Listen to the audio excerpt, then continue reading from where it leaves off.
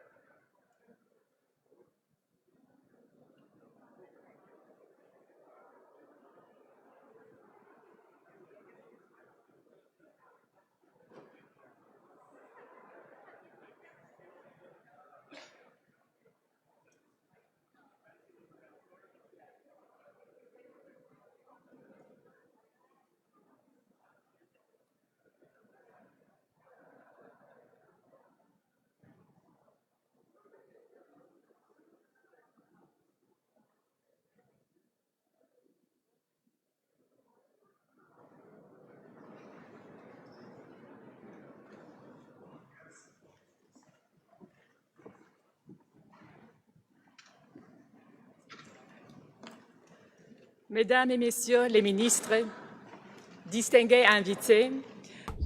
Ladies and gentlemen, distinguished guests, I'm happy to welcome you to the Ukraine Reform Conference. Honorable ministers, distinguished guests, it is my pleasure to welcome you to the Ukraine Reform Conference. Шановні міністри, дорогі гості, раді вітати вас на конференції з питань реформ в Україні.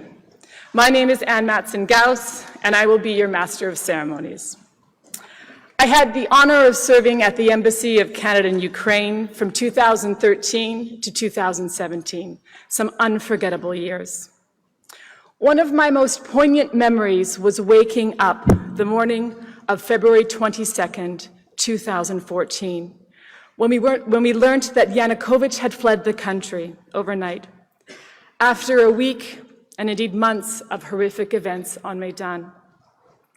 That morning, I recall going on the website of the Ministry of Internal Affairs and reading these words which for me marked the profound shift that was to come to Ukraine.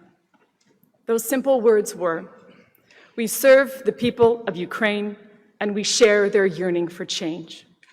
We bow our heads in memory of the dead." We are here today to recognize the change that has happened in Ukraine. We are here to support Ukraine as it continues to change, and thus honor the memory and the dignity of those who fought for it and those who died for it on Maidan. Folks, we have a rich day of discussions ahead of us, drawing on the enormous expertise that we've assembled here, to get everything out of the day that we have planned and to use today to help drive forward the momentum of reform and change in Ukraine. I hope to shepherd this day as efficiently as possible. If you can fathom the prospect of leaving the conversation, the discussions here for just a moment, I will convey that we do have some refreshments outside for you. The washrooms are there as well. Now, as is our tradition, we will begin our day with an Indigenous blessing from former Chief King.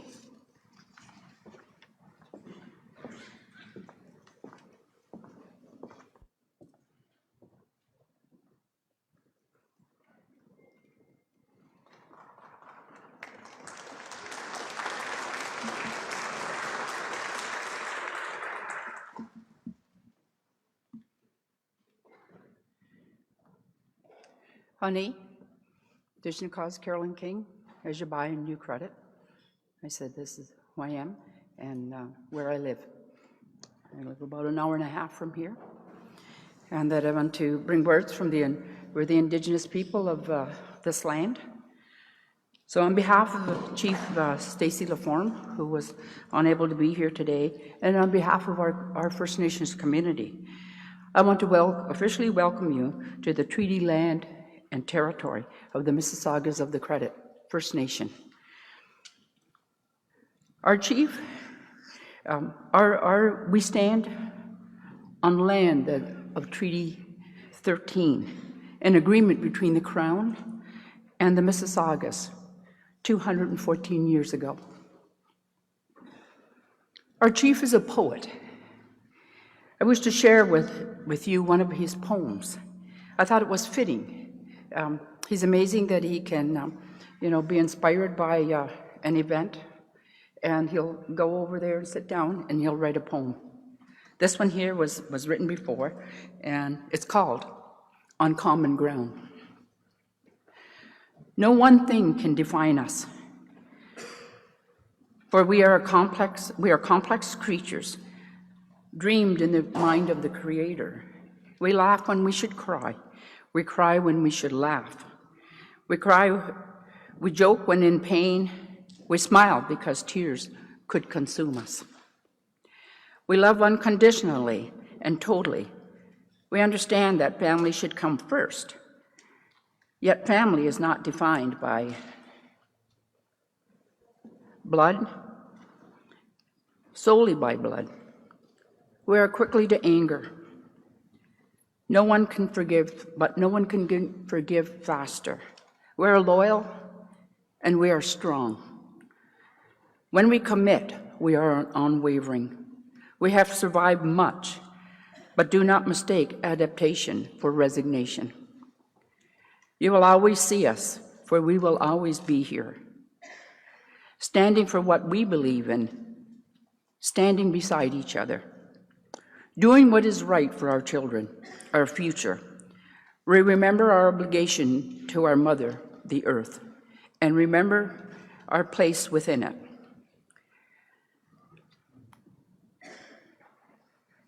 We are a proud people and honorable people. We do not always do the right thing, for we are human and prone to the follies of humanity. Yet we strive to be better, to make a world a better place for our children. I know the Creator smiles upon us, no matter where we are or what we do. For the love of a child is unconditional, no matter where life takes you.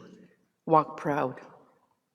I am sure everyone heard something of themselves in that poem, and that teaches us that no matter how far apart we may seem, we are never far apart that we can't find common ground. Chimigwech, and have a great Reform meeting conference. Chimigwech.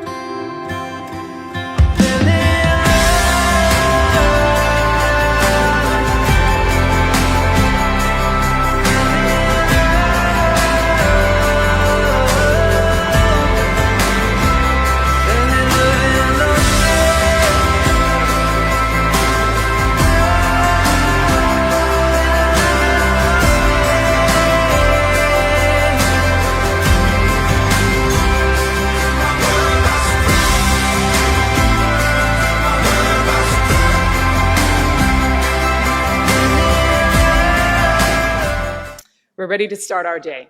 First up, a short video from Prime Minister Groisman. Уже стало традицією проведення. It has become a tradition to conduct a yearly conference on reforms in Ukraine. These conferences are organized by the government of Ukraine in cooperation with one of our friendly countries. The first such conference took place in 2017 in London. The next took place in 2018 in Copenhagen. And I am happy that this year Canadian government supported our initiative and Toronto is hosting the conference. we suggested the conference's topics irreversibility of changes. This is because today Ukraine undergoes a transition period, and now Ukraine is implementing more changes than for the whole period of its independence. There is no doubt changes happening in Ukraine today have to be continued and become irreversible. This will shape perspectives of building a strong and successful Ukraine, despite a number of external and internal challenges. For the past years, Ukraine has been confidently moving on the path of deep and structural reforms, which have already helped in achieving macroeconomic stability and bringing back positive dynamics to Ukraine's economic growth. GDP has been constantly growing for 12 quarters in a row. Capital investment and revenues of the state budget are growing. State debt is systematically eradicated. We continue the biggest build-up and modernization of infrastructure industry in the country's history. Successful reform of decentralization goes on. We've started long-awaited reforms in social sphere. We built the Ukrainian army in accordance with NATO standards. Meaningful actions and support by international community are very important for Ukraine on this path. Canada was the first Western democracy recognizing Ukraine's independence in 1991. Canada is a real friend and a strong ally for Ukraine in all our efforts to implement democratic and economic reforms, restoring stability, increasing security.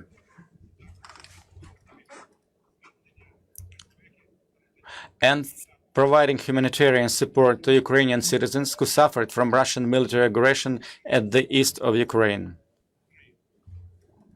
Strong and deep links between Canada and Ukraine are based on a united Canadian-Ukrainian community totaling 1.3 million people in Canada. So it is quite symbolic. The conference taking place at such an important moment for Ukraine is being hosted by Canada. I do believe that with your support, with the support of international community, Ukraine will realize its potential and will become a truly strong democracy. My sincere gratitude for the support, and I wish all the conference participants a fruitful work and effective decisions.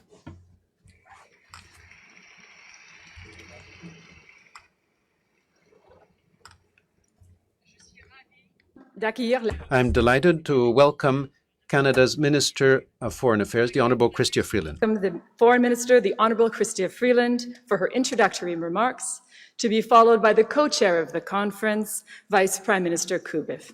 Minister.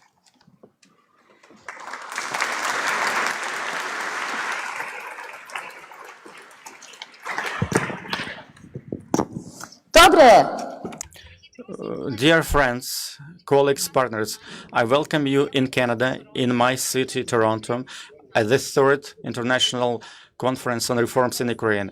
Canada stands by Ukraine's side and supports Ukrainian citizens to have a secure, independent, and prosperous future.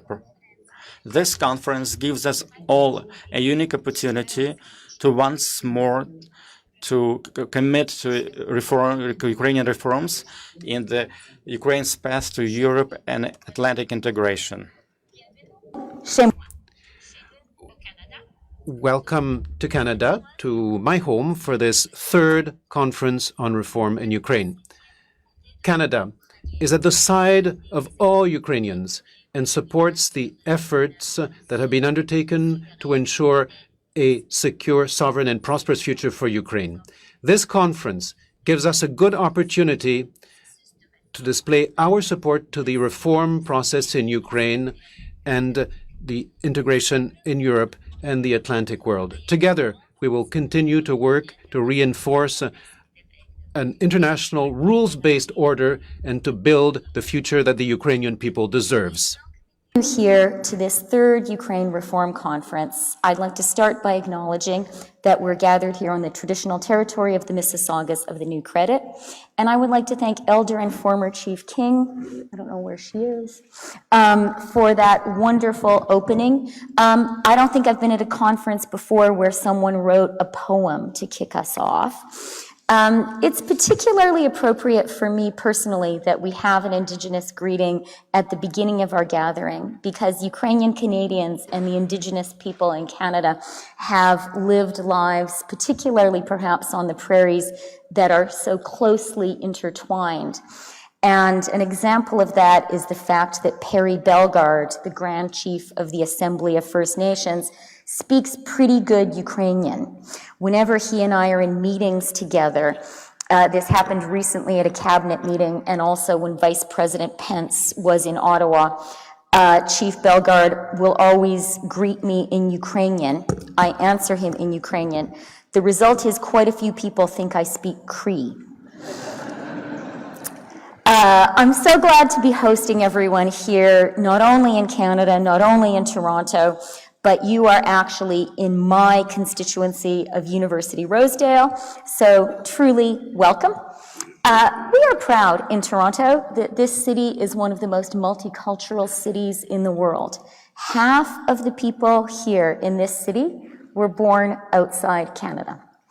One of the fantastic groups of multicultural Canadians, and I think you're going to meet a lot of them over the next few days, are of course Ukrainian Canadians. There are more than 1.3 million of us. I think most of them are coming to this conference. And I also really want to thank our visitors from around the world. I know it's a long way to come. I know everyone is suffering from jet lag. There are people here from 31 different countries. And I'm just very, very grateful that you've all made it. And we have truly international representation. There's North America here. There's, of course, our European friends. And our Asian friends are with us, too. And that means a lot to us. With the presidential election in April and Rada elections just coming up, our discussions are more timely and more important than ever. We are building on what was accomplished in London and Copenhagen, and I hope we will have an announcement later today about the next venue. All of us together, government officials, heads of international institutions, parliamentarians, the private sector, civil society, and think tanks are going to have a chance to demonstrate our clear support for Ukraine's sovereignty and territorial integrity, for Ukraine's reforms, and for Ukraine's path towards Euro-Atlantic integration. It has been now, I am really sad to say, more than 5 years since Russia's illegal invasion and annexation of Crimea. This violation of international law, sovereignty, and Ukraine's territorial integrity cost, quite rightly, Russia its place at the G7. In response to these illegal actions, robust sanctions have been imposed, including by Canada, and Russia lost its voting rights in the Council of Europe's Parliamentary Assembly. We agree with Ukraine and with many of our partners here that they should not have been unconditionally restored last week.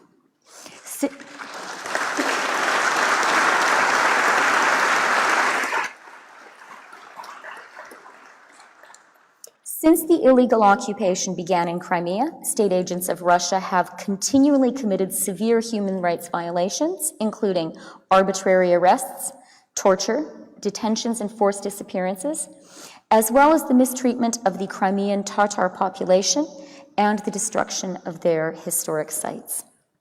Despite this Russian aggression in Crimea and eastern Ukraine, the people of Ukraine have demonstrated a resolute commitment to their independence, sovereignty, democracy, and reform. These same voices asserted their rights on the Maidan. And it was very moving to hear from our Master of Ceremonies today, her experience being there then, for a democratic and prosperous country governed by the rule of law. And Ukrainians then were prepared to pay the ultimate price for their freedom, and many did. Let me say to the people of Ukraine who are here today and to those who are listening to us that Canada continues to stand with you. Your reform agenda is impressive and it's very ambitious. There is still a lot to do. It includes all key sectors. More reforms have been implemented since the Revolution of Dignity than had been implemented in Ukraine's previous 23 years of independence. In municipal economic development, in the training of the Ukrainian armed forces and patrol police, Canadians are working alongside dedicated Ukrainian partners, applying their skills and experience to address many of the challenges facing Ukraine. We're also seeing in Ukraine positive developments when it comes to minority rights, and that was demonstrated so clearly by the professionalism of the patrol police in keeping pride marches safe in Ukraine. That was something we were very delighted to see in Canada.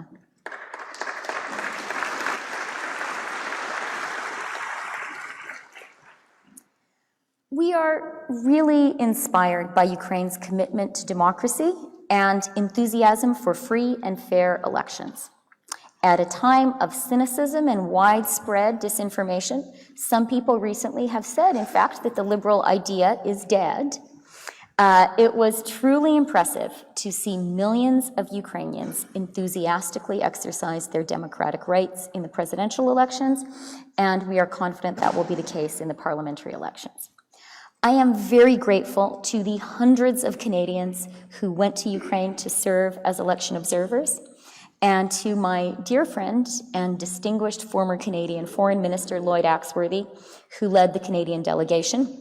Some of our observers have already returned for the parliamentary elections that are happening later this month. All of us are here in Toronto because we are committed to supporting Ukraine. All of us are here because we do not accept the notion that the liberal idea is dead, and because we recognize that Ukraine today is on the front lines of the fight for liberal democracy and the rules-based international order. You've heard, and I expect you will hear a lot in the next 48 hours about Canada's Ukrainian-Canadian community, but our support for Ukraine is about much more than that. It is part of what is the core of Canada's foreign policy, which is the support for liberal democracy and the rules-based international order. I think we're going to have some great conversations today. I thank everyone for being here. Дуже вам дякую. Merci beaucoup.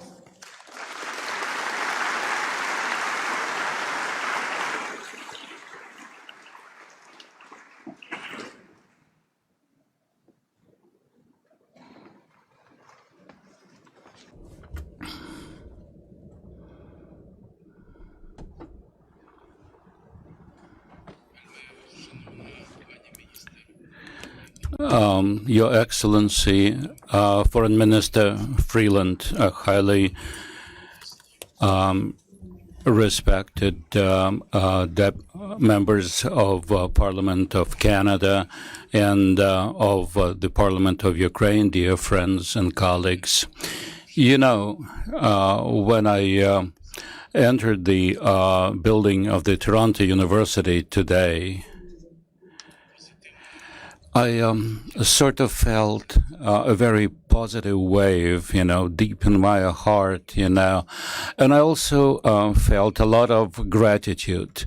Alma Mater, that was launched in 1827, over the period of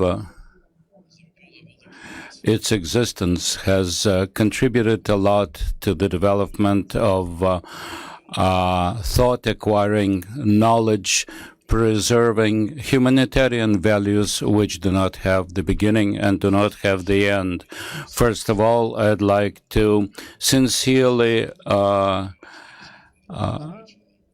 congratulate you with the Canada Day, which we celebrated yesterday, and I think it was a good sign for the launch of this conference. I also welcome all of the participants in the third conference on reform in Ukraine. We'll talk about our challenges, our hopes, and our aspirations. This is the third conference, but I know that there will be a fourth conference too. What we need to know about Ukraine today. Ukraine is a strong country. It is as strong as our allies are strong and committed. I'd like to thank Minister Freeland for her evaluation and appreciation of our efforts over the last years achieved by our parliament and our government. We do not live separate from the rest of the world. We live in the global world and in the world of collective security. Each shot from the Russian side is a shot at the world order.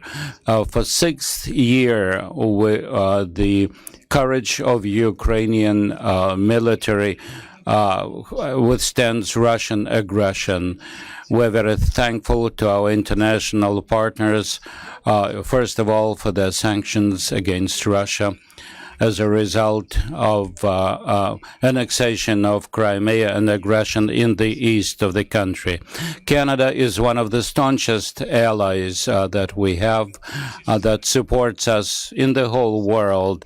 Yesterday, we talk to our European partners, to foreign ministers from a number of countries. And my dear Ukrainian friends, I want to assure you that they will be with us tomorrow too. The world cannot be safe as long as there is a danger facing Ukraine. They say that Ukraine is very vulnerable. We're as vulnerable as our allies are. The challenges that we're facing are not only Ukrainian challenges. We have to confirm our common identity, the common identity of the civilized world.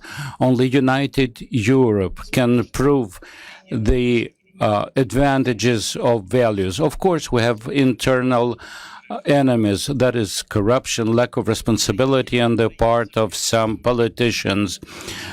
Ukrainians have things to be proud of, and as well we have some negative things. Over 20 years ago, we were to assume responsibility true responsibility for our future. We only started real work in that direction 6 years ago. This is true. But at the same time, it is true that we do have a chance to change for the better. We missed a lot of changes. We gave up the third largest nuclear arsenal in return for the assumed guarantees in compliance with the Budapest Memorandum that cost us thousands and thousands of people who died in the east of Ukraine and almost 2 million internally displaced persons. Because of the annexation of Crimea and the war in the east, they tried to ruin our industrial potential. The strong Ukraine is not feasible without the Crimea, without Donetsk and Luhansk. Despite the changes of political landscape, our priorities should remain the same.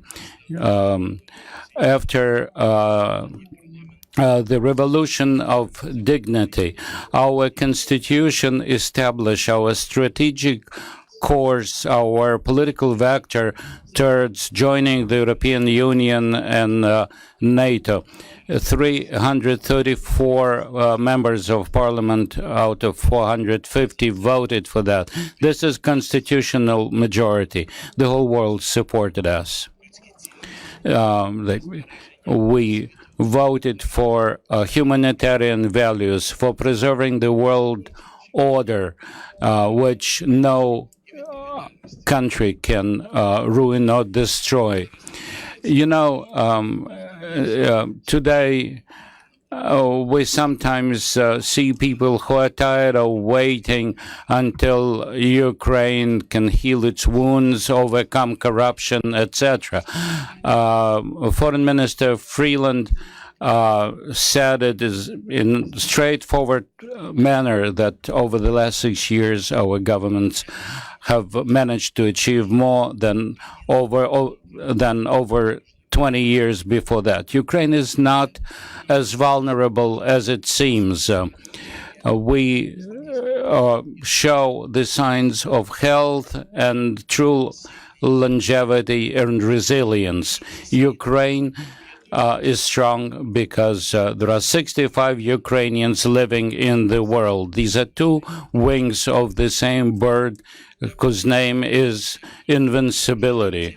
We consolidate our economy in 2016.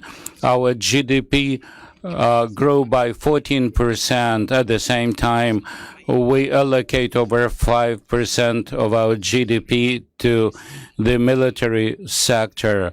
And this is a very dear thing for us, as you can understand. At the same time, we embarked on the road of reforming our healthcare system, education. We implement the public administration system, the system of local self-governance. This reflects our aspiration for long-term development. Ukraine is a strong country, and we have all of prerequisites for becoming a successful country. Ukraine is a country with fertile land and great intellectual potential. People who heroically fight for the peace of the whole of Europe.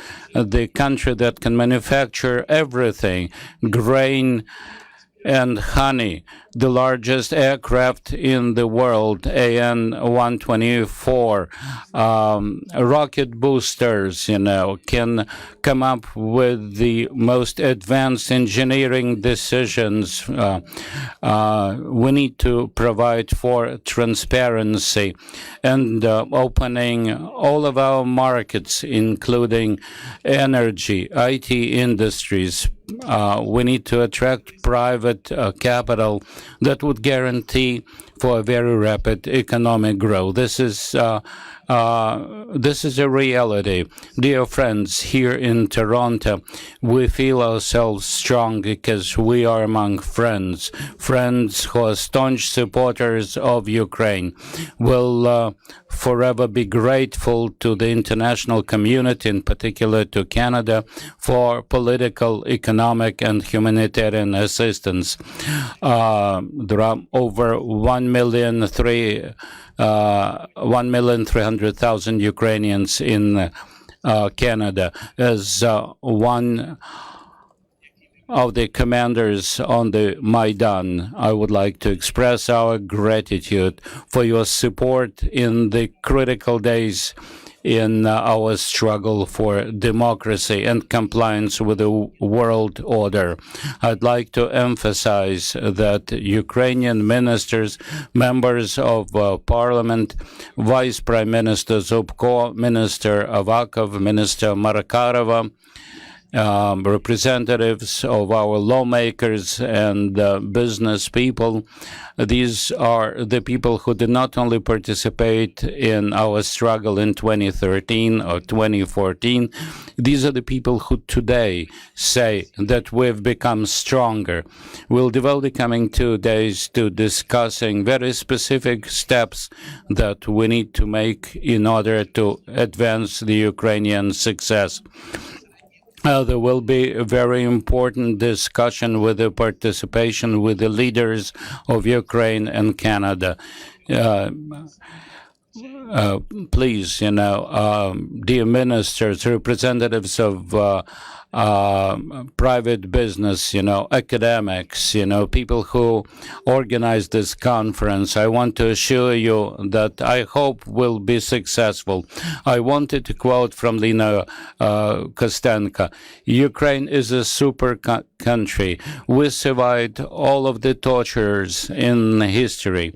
We survived everything. We've become stronger. In the contemporary world, this country will become invaluable. Glory to all of you. Glory to Ukraine.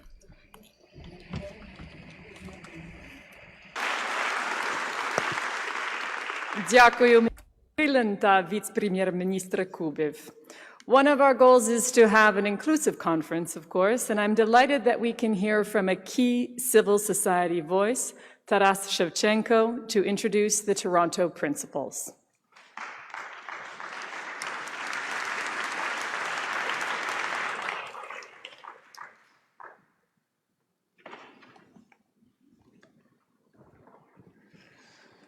Good morning, ladies and gentlemen. Доброго ранку. It's a big honor for me to be here and speak on behalf of civil society about Toronto Principles, the document that was prepared together with NGOs, citizens, business, to have key priorities of Ukrainian reforms for next 5 years. I want to share my personal story about me in Canada, because I was born in Soviet Ukraine, and the first country I ever visited was Canada. I came to Toronto in 1991, few months before independence, as a 14-year-old teenager to speak Ukrainian songs and to play Ukrainian flute on festivals around Canada in 9 cities during 45 days. And for the first time, I saw that life can be different, not as in Soviet Ukraine. I saw happy and prosperous people. And it was a life-changing experience for me to know that the country may be not like Soviet Ukraine, but like Canada 1991. And from that time, I was thinking about better future for Ukraine. Today, I speak about Toronto Principles as a document that probably you could receive during the registration you have in your package. And the first time we learned from Canadians about this conference, we knew that it will be happening in a very key moment for Ukraine, the moment between elections. And we wanted to send a message from civil society to Ukrainian government. Doesn't matter who would win elections, presidential and parliamentary, who would create new governments. But we wanted to have a voice from civil society be heard, and messages from civil society about reforms, where we stand, how we see our future, to be firmed on paper, on electronic version, and to be present. Probably the most important thing is that that after spending 5 years after Revolution of Dignity working on reforms, we really want these reforms to be irreversible. There is a lot to be done for future. But first of all, we should protect those developments that we achieved in many areas. Minister Freeland told here that Ukraine achieved more during 5 years in reforms than during previous 25 years in previous periods. And I agree that Ukraine done a lot, even though the results of elections probably demonstrated Ukrainian people are not that much happy and would like more changes and more developments. But we should remember and keep in mind those positive developments in different areas that indeed were happening. I would mention like 3D effect of decentralization, deregulation, and decommunization. And even only in these 3 areas, it was really tremendous changes that were happening. I see here Alexei Beloshytsky from New Ukrainian Police, and Ukrainian Traffic Police probably for me was the first and biggest change and development from very corrupt Soviet time traffic police to new services that were given to citizens. And in many, many other areas, but speaking about challenges, I cannot mention corruption again. and judicial reform as probably the biggest challenge for Ukrainian citizens, what they say they want to have, and for business as well. Because if we want to have investments in Ukrainian country, we need to guarantee rule of law and independent judiciary. We created Toronto Principles as a platform for joint action. It was initially prepared and suggested within the Coalition of Reanimation package of reform, but broaden it and including regional discussions in different cities. We went to Odessa, to Kharkiv, Lviv, Mariupol, and discussed from people from region to have inclusive document, to have messages from around the country, not just from usual suspects from Kiev NGOs. And we have support from Ukrainian business for these messages as well. So to have not just one document, we also prepared a policy briefs on different reforms, and you can access them online in this application for this program. And I want to mention that this was a job of many leaders from civil society. Ukrainian civil society, I believe, is very strong. And many of those people who are drafting this paper, they're present here today in this conference room. And I want to thank them and everyone else who was participating in drafting this document and bringing everything together. Ukrainian civil society, I believe, is one of the biggest and most important driver for reform for Ukraine. And it should also be the factor to guarantee that the course reform would be irreversible and that we will have new developments. And we would like to have Toronto Principles as a live document where we have a baseline of what is happening today, where we can measure what changed and if we stay on the same course. And when we will have new Ukraine Reform Conference in future, we can see if this is happening or not. We can measure results and we can see where Ukraine is moving.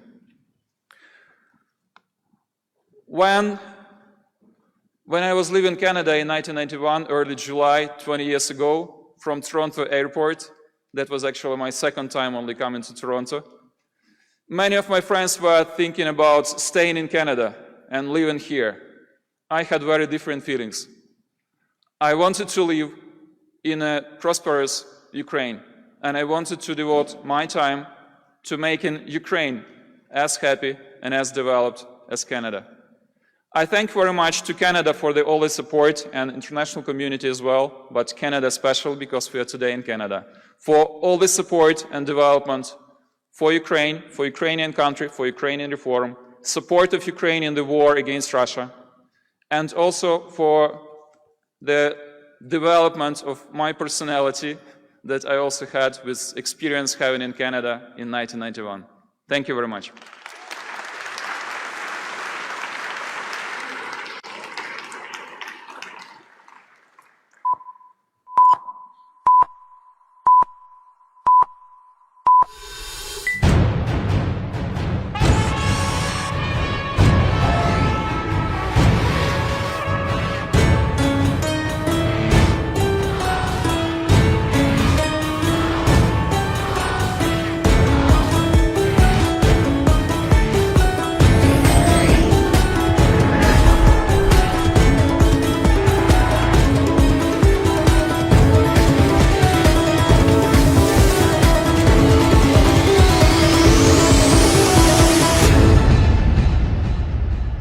Kick off our first panel of the day, Ukraine, Sovereign, Secure, and Prosperous.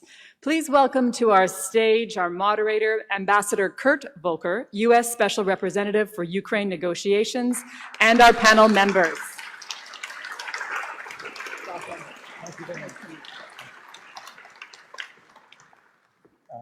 Is my mic live here? Good morning. Good morning. Thank you all very much. Our panelists are here.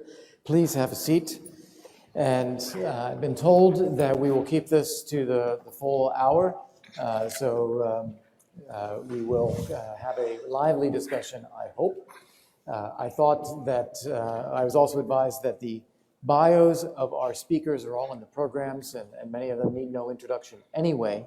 But just very briefly, if I may, we have the Minister of Finance of Ukraine, Oksana Makarova. We have the Foreign Minister of Sweden, Margot Wallström. We have the First Deputy Managing Director of the International Monetary Fund, David Lipton. We have a minister in the UK Foreign Office, Lord Ahmad of Wimbledon. And we have the EU Commissioner for Small and Medium-Sized Enterprises, someone from Poland, Elżbieta Bienkowska, if I said that correctly. And what I thought we would start with today is make this a conversation. And I'd like to start at kind of the highest question here, which is, what are we doing here? What is the goal we are trying to work towards, all of us, whether it is North Americans or whether it is Europeans or whether it's Ukrainians? Where are we trying to go? Lord Ahmad, the UK hosted the first of these reform conferences a few years ago. I wonder if you could give us, from your perspective, a sense of where is Ukraine in the world? Where is Ukraine in Europe? What should we be striving for? Yeah. Well, Kurt, thank you very much. And you asked, what are we doing here? Well, we're all enjoying great Canadian hospitality, so thank you, Christia, for that. But also, I think it shows the unity of purpose and unity of action of the international community, the Euro-Atlantic community standing together with Ukraine. You're quite right. 2 years ago, I remember very well being part of the team that hosted the first of these conferences in London, then Foreign Secretary Boris Johnson. And I remember, my responsibility was the main meet and greet at the door as delegates arrived. And I think where we are today, if you look back, say, over the last 5 years, since those famous days in 2014, I think we've seen incredible progress within Ukraine. And one of the essential features that has been a requirement from the international community is the reform agenda. We had the slogan in London that reform is the best line of defense. And I think that has been demonstrated over the last 5 years with the changes that have been made within Ukraine, but also within the international context, whether it's within the context of the European Union, whether we've seen it through the unity of purpose in NATO, whether it's through the security partnerships in Europe, or indeed at the UN. We've seen the international community standing up for Ukraine's sovereignty, standing up for ensuring the integrity of Ukraine, particularly with the challenges posed by the illegal annexation of Crimea, but also about encouraging prosperity, because that should not be forgotten. There's a real willingness for change. But one thing I would say to the Ukrainian community, often we hear great impatience as politicians and those involved in public life. We've had democracy for a long time in the United Kingdom, so it takes time for change to be effected. And the last 5 years report card is a pretty one of making good progress, but a lot more still to be done.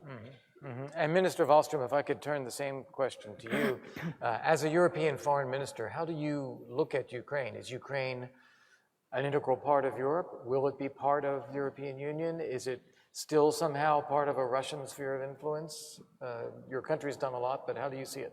No, it's in the Eastern Partnership, as we call it, and it means also that there is a prospect of even becoming a member of the European Union, even if that might seem like a very distant goal. But I think that this is a good theme for our discussion: sovereign, secure, and prosperous. And for that to happen, of course, the reform efforts have to continue.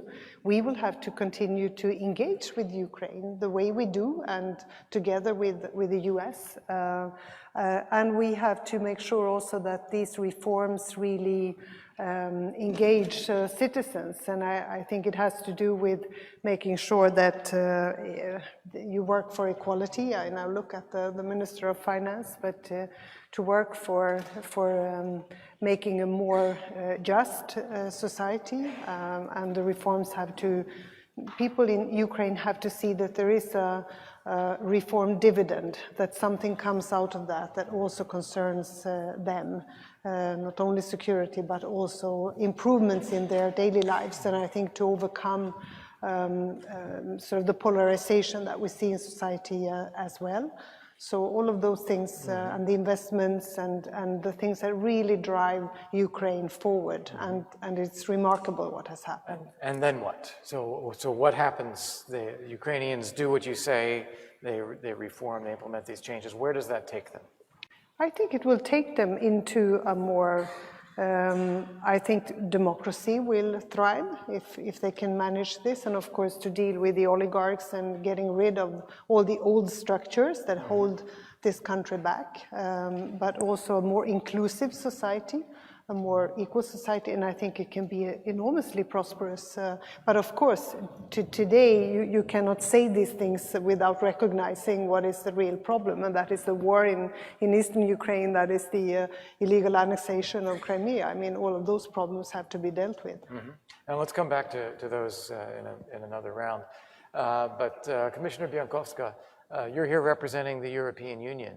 What would your message be to Ukrainian people who, if they implement reforms along the lines that Minister Wallström was just talking about, what does that mean for Ukraine in the European Union? First, I want to say that really I am happy to be first in Canada. Of course, the subject of the conference is the most important. I was for years engaged being in Polish government, now in the European Commission, in the Ukrainian matters, and it's really important for me to represent here the European Union and to commit strongly once again that the European Union is committed and is committed in supporting Ukraine to become really democratic, independent, sovereign, prosperous country. And I think there is a good justification for this because for the last 5 years, really our cooperation and our links between Brussels and Kiev has been closer than ever. It's been both assistance in the terms of the technical assistance, so people to people, but it's been really very substantial financial assistance in different sectors, in different areas. And I think what is really important that, of course, after support of the Ukrainian people, because it was the decision of the Ukrainian people to support the accession agreement and then trade agreement. After this, we really were able, as a European Union, to stream all of the different parts of the financial assistance together. So we are really supporting different areas in the social, economic life, and of course, I hope one day on this way to accession, Ukraine will become a European Union member state. But of course, what I also want to strongly underline, I know that all of us here in this room, we know this, but it needs to be repeated and repeated again and again, that for the last 5 years, really the efforts that Ukrainian people and Ukrainian government made was enormous. The reforms that were made was really, they were stronger and they are stronger than for the last 20, 25 years. So this is done, a part of this, the reforms on public administration, on public finance management, on civil society. We have other things, maybe we'll go on with this later on, but on high anti-corruption court. So these are the very visible results of, not fully visible, and not fully visible for the people, but they will become visible in the next even months and years to come. I think that we really should appreciate it, and we should praise Ukrainian people and Ukrainian government for what they have been doing for the last years.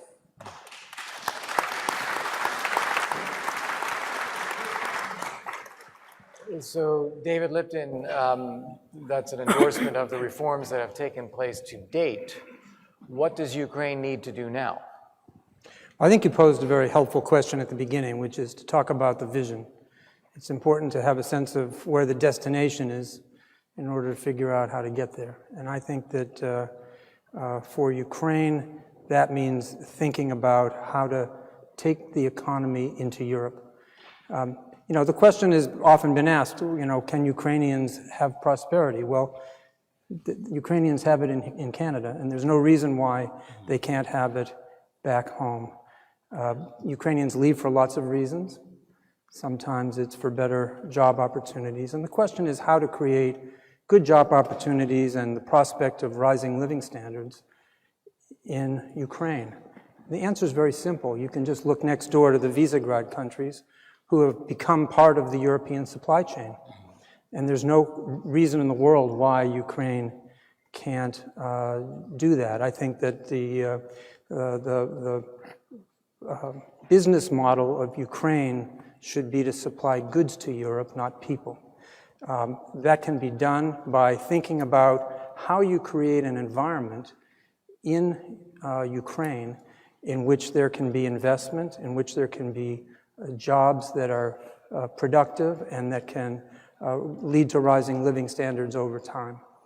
To me, I think back, when I try to answer the question of how to get there, there are many aspects, but I think back to a time when I was working a lot in Poland, and in about the year 2000, Poland had stabilized as Ukraine has stabilized, but Poland had a lot left to do. And when you asked, I remember being at an event similar to this when people were talking about Poland, and the German and Swedish and Nordic businessmen who were there said, we can't invest in Poland until we can see better infrastructure, until we can see that if you build a factory, you can get the goods across the highways and the railroads to the ports and through the ports in a matter of a day or two, because we need on-time delivery. So the first issue was about infrastructure. The second was we need legal certainty. We need to know that a contract's a contract and that it's enforceable and what the legal environment in which we're operating would be. Poland put itself to those tasks, and it really was only a few more years before Poland became part of the European supply chain, and it's made a huge, huge difference for Poland. And I think there's no reason why Ukraine shouldn't set that as a goal. Let me make a link between prosperity and security. You know, other panelists have talked about, and the opening speakers talked about Ukraine's aspirations to be part of Europe, which are usually framed in legalistic terms. Can we join the European Union? Can we join NATO? I guess I would urge that people think also about the practical terms. If you are part of the European supply chain, you're part of Europe. Imagine the economic activity in Ukraine the same way it depends on economic activity in the Visegrad countries. I think that, you know, obviously the political and legal aspects can be pursued, but I think creating that reality on the ground might be a good idea. And the point is, it's something that I think Ukraine has in its own hands to determine.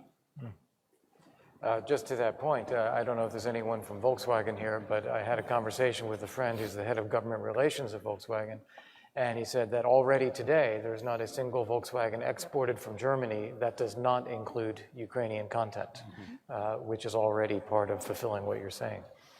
Oksana, good reforms to date, a few things on the to-do list and the aspirations from David. What are your plans? What do you think the priorities are for Ukraine right now? Thank you. Well, we are meeting in Canada, and thank you, our Canadian friends and Hristia, for not only hosting this conference, but for support throughout years for Ukraine. In a very critical time for Ukraine, actually. I mean, we are in between political cycles. The previous 5-year cycle is ending. The new cycle is beginning, and the question is what to do, because on the one hand, we hear from all of our partners that we have done more in 5 years than during the previous 20 years, and it's true. On the other hand, like my favorite Broadway show says, you know, I love you, you are perfect, now change. So people want change, and we have to also acknowledge and deal with it. So what shall we do? Our panel has a very interesting title, and I think this is exactly the three issues that we have to keep in mind always. First, the sovereign. Ukrainians fought for centuries for independence. Ukrainians fought to defend our sovereignty at Maidan. Ukrainians are fighting every day at the Eastern Front right now. This is something that has to be in place, and this is somewhere that where we continuously need international support. And we need that support to be stronger rather than weaker. Looking at the PASET decision recently, I mean, if anything, the best support the world can give to us is continue standing firmly behind Ukraine.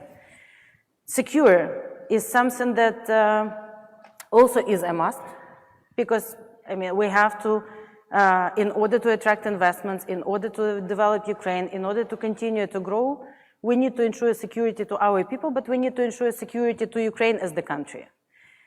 Then prosperity, and it also relates to security a lot, because I think accelerating economic growth is a national security question right now. Whether we will be able to grow faster, whether we will be able to attract more direct investments, where we will be, as David said, be a part of European supply chains more than we already started, but be, inseparable part of European economy. That's actually the answer to the question whether Ukraine will be secure and ultimately remain sovereign for the 100 years to go. Now, what to do? I think we have returned to economic growth after a very difficult reforms. Our support from the IMF and all of our international partners. And for the past 14, we are now entered the 14th quarter of economic growth. The inflation is down, the debt is decreasing. I mean, we see all the positive numbers.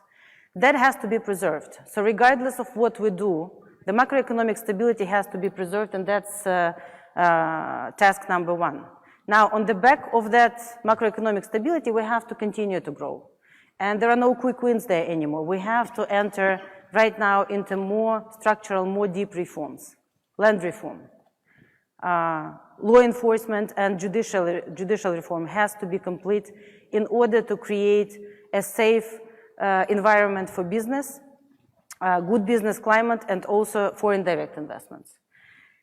I think all the recipes are there, so there is no wonder what to do. It's the question of how quick we will be able to progress.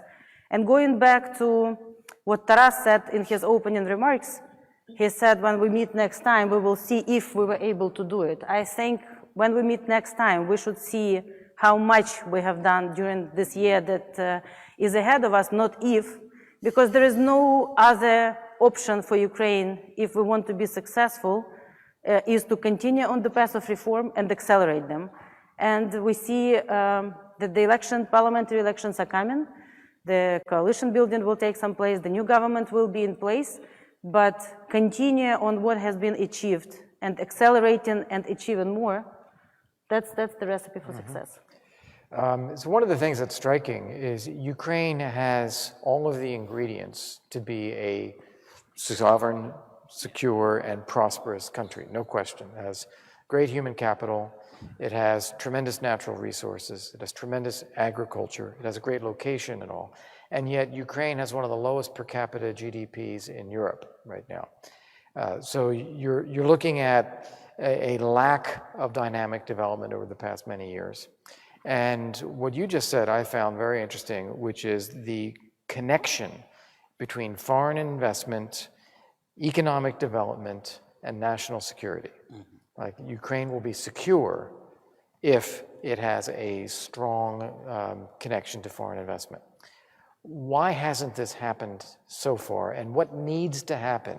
David mentioned legal certainty, he mentioned infrastructure. What needs to happen to attract that kind of investment and to build that prosperous Ukraine? Well, if you look at why we are not growing as fast as we should, as you rightfully said, our inputs are very good.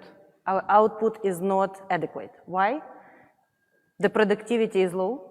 The institutions are not strong enough, and the rule of law is not yet where it should be. And if you ask foreign direct investments or Ukrainian investors in the country, they will give you the same answer. They complain about rule of law, they complain about infrastructure, they complain about lack of capital. So in order to progress there, we have to continue the institution building. Again, the rule of law cannot be understated. I think the free and fair judiciary and just law enforcement, and we saw it in the areas where we see progress, how it affects not only the regular life of Ukrainians, but also business environment. So it takes time, again. If you look at the reforms that we have done in many areas, like decentralization, public finance reform, if you compare us to Poland, for example, it took Poland 10 years to do decentralization reform fully. We've done it in 2 years. Yes, there will be some changes on the way, but we are doing it very quickly, but it will take years for the true results to be fully seen, not only by professionals, but by people who will feel it in their pockets, in their ordinary life. So I think the key there is just to continue, but there are some assets like land that has to be unlocked. This is one of the biggest growth centers, growth elements and drivers of growth, which when it's prohibited to be used as the collateral, it's prohibited to be used as the resource to be developed, it also constrains growth. David, did you want to come back on this? I'd like to add a bit on this subject. Look, it's our job here today to be positive, and I'm very positive about the prospects for Ukraine, but we need also to be realists. Ukraine 4 years ago had an unstable economy. The exchange rate had become uncompetitive. Wages had become so high that profitability had disappeared. The country had stopped growing. It had stopped exporting, and it was really on the edge of disaster. And I think with the governments since then have done an excellent job at stabilizing and bringing all of that under control. But it's a recently won battle, and it's still fought almost every day in the parliament with bills that propose changes to the budget and changes to policies that would lead to an erosion, even possibly losing this stabilization. And if you ask investors in the West, are they sure that Ukraine's going to stay stable? The answer is not yet. So it's really a serious matter that now with the new president, with the soon-to-be elected parliament, that this stabilization is cemented and is considered something that is absolutely non-negotiable going forward. That happened, where that happened in the Visegrad countries, there was success. Beyond that, of course, I think the minister has said the right things. There's the need to level the playing field for investment. There's the need, let's say the word oligarch, there's a need to have judicial reform and to find a way to bring under control the abuses of business and of power and the business models that involve using corruption to affect events in political life in Ukraine. That's got to be brought under control. And then lastly, I think that the size of government, it's still too large. And finding ways to free up resources for private sector activity and open up the ground for competition. Competition is good. When countries compete internally, when countries compete in the world economy, they may have a tough time at the beginning, but they get better and better. Ukrainian athletes don't just compete at home. They go and try to compete on the world stage. And you get better. You may lose the first 5 times out, but you get better and better the more you compete on the world stage. And Ukraine shouldn't be afraid of that, but it can't happen unless there's enough room for and a level playing field for the private sector. Okay, everybody wants to come in here, but let me go to Commissioner Bieńkowska first. Just 2 words. Minister Vostok. I think the biggest challenge now, because we've heard how it was described a few years ago, no macroeconomic balance. So now we have to move to real economy. But the biggest challenge nowadays, everywhere, in each and every country, is how to make very much needed reforms, which are needed in long term for our country, and at the same time allow people to see the fruits of and the benefits of those reforms for them. And of course, the real economy now should be a target. This is a target for us in the European Union in our assistance to the Ukrainian economy. And I know, for example, let me give you one example on anti-corruption. During the last years, the corruption loopholes at the level of 6 billion euros per year were closed. in Ukraine. So this is a visible sign that the country is really changing. What I see as a challenge still is the concentration of the capital. And again, let me give you two data. 5 richest Ukrainian people accounts for 10% of GDP. In US, but also in Poland, 10 richest accounts for 3% of GDP. So this is something that needs to be addressed in the nearest future. But now we need a really tailor-made tools and schemes for small companies in some parts of the country, even micro companies, those who are starting the business. Because really the trade is growing.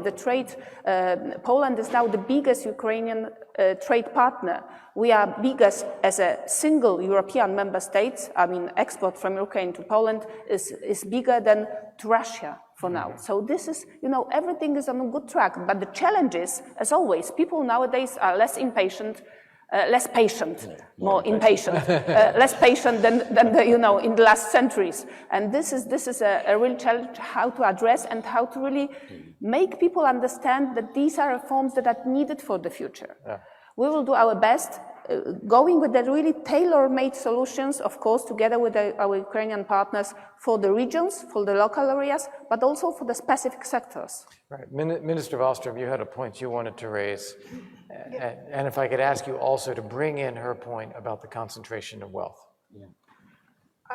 After every visit to Ukraine, I get the impression that all of this ambition, all of the hopes for the future, all of the aspirations that exist in Ukraine, all the young people, a new generation that really wants to turn Ukraine into a modern, prosperous country, they are sort of captured in the old structures where the oligarchs still play such an important role, where they master sort of the economy and play behind the scenes for everything.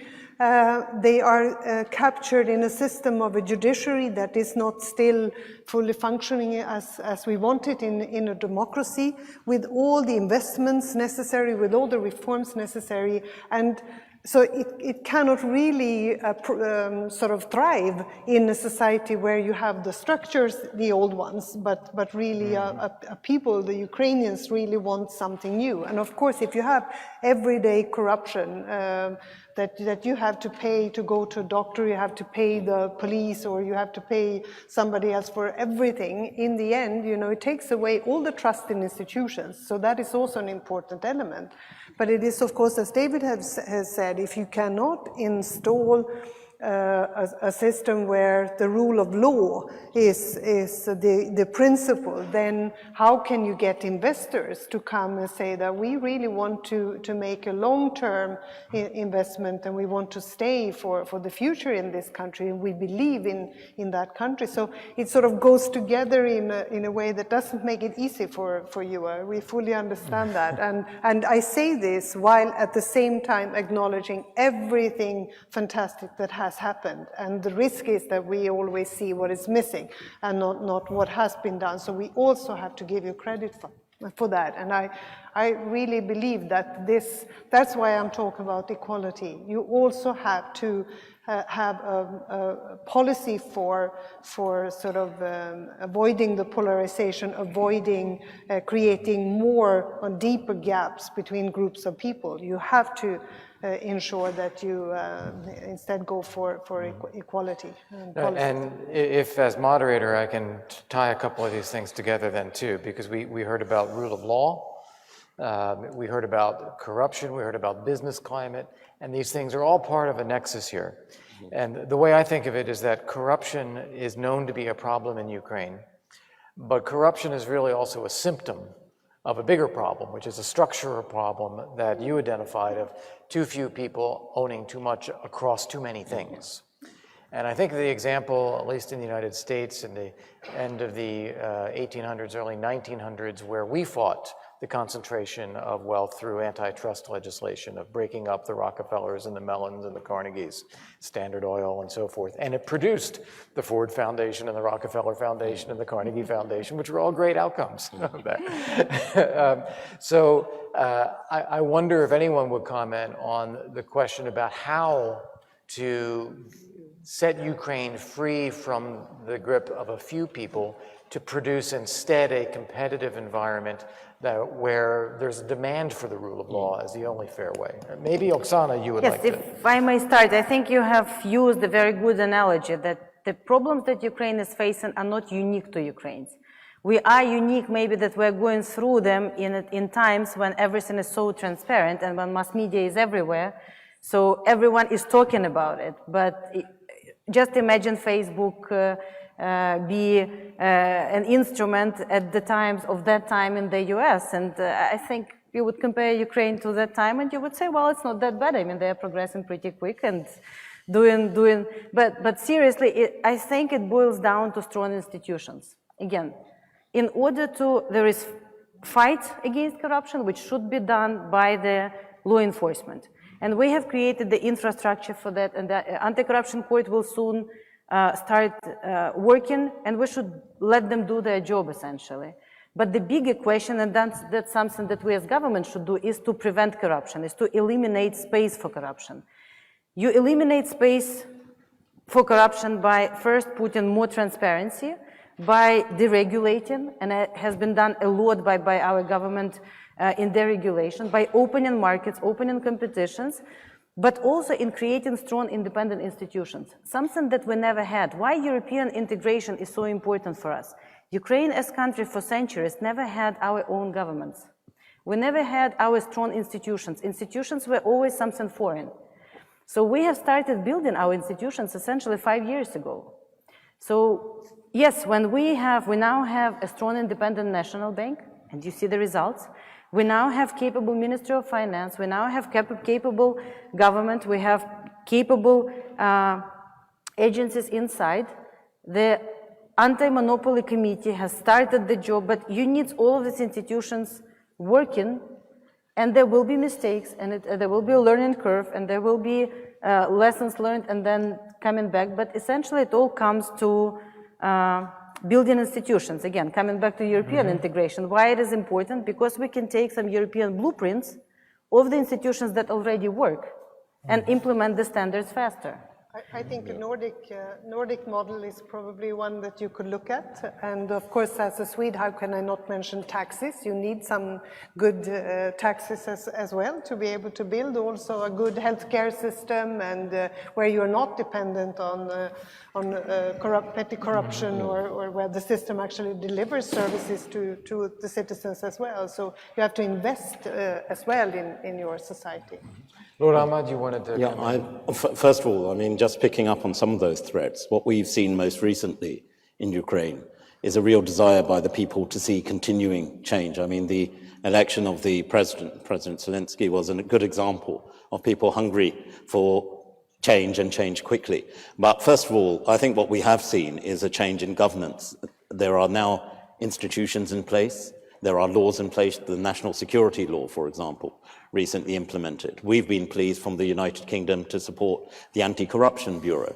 And I think this is where now the international community needs to look at itself as well and saying, yes, we're talking about these issues and we're doing the right thing when it comes to issues of sovereignty. We've worked together in standing up for the integrity and sovereignty of Ukraine. But also on this particular agenda, the Anti-Corruption Bureau, we're lending, for example, technical support on training of judges. I think that is where now there are laws in place, governance systems in place. If there was one word that I'd sum up in all these instances, is application. We want to see the application of these laws, the applications of these systems. But there is a role for us to play as friends of Ukraine to step up to the mark and provide the technical support, training, both through people and experience. As Margaret was just saying, we need to share our experiences. Yeah. You talked about the US experience, the UK experience, in terms of wealth distribution. How did we go about reforming tax laws to ensure a more fairer and just society? And I think those shared experiences will be a key experience to share with Ukraine at this time. It's required, and that action is required now. Yeah. I guess I would like to ask this question now, and really to anyone who wants to address it.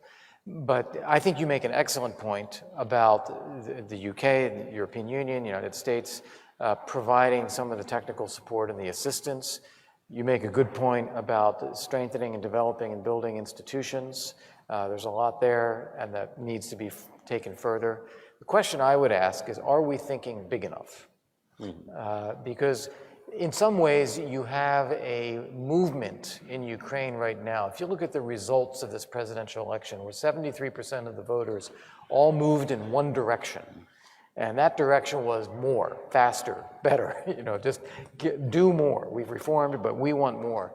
Are we rising to meet that challenge? Is Ukraine rising to meet that challenge? Well, I think collectively, just to start and kick this off, I think there is a lot, first of all, financial support which is going into Ukraine at different levels, whether we're talking about the security agenda, the whole issue of prosperity. I think there is a lot of support being provided.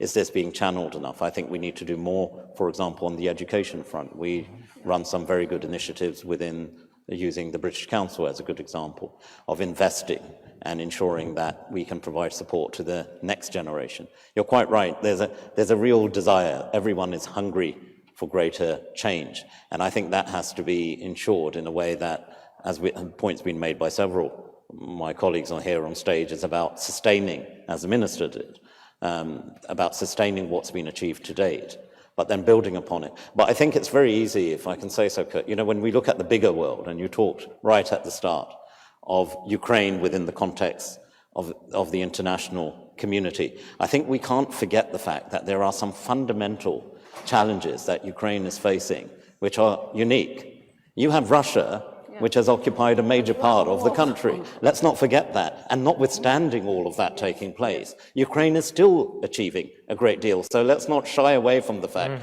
if there was a part of our country which was being occupied, I think we shouldn't at any time lose focus there. Therefore, we need to sustain that pressure collectively, the European Union, the United States, the United Kingdom. We're still part of the European Union at the moment, but I make that differential.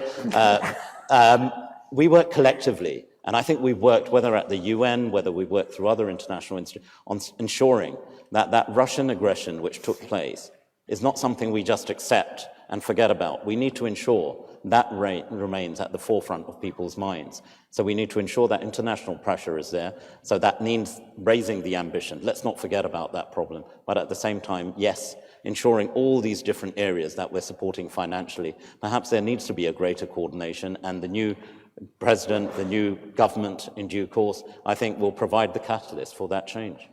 Minister Wallström. No, of course the expectations are extremely high with the new president and everything. The country expects change.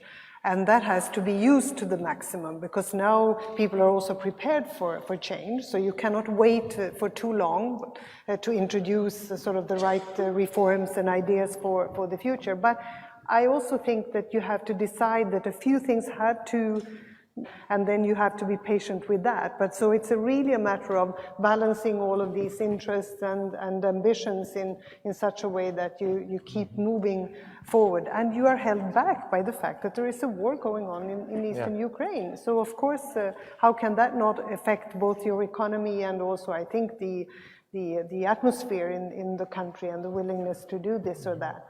But you need to combine courage with patience sometimes as well, but stay ambitious and use this sort of window of opportunity that comes from having chosen elected a new president with such a broad support. So that's... We have... And women in the lead, you cannot have a democracy without making sure that there are women. We have about 15 minutes. Just raise one more issue, because we have not said a word on this, just to signal it. The institution of the civil society. So women and the civil society. This is a crucial. They are the crucial elements of any democratic country, and the civil society is really, and the institution of the civil society should be supported as well.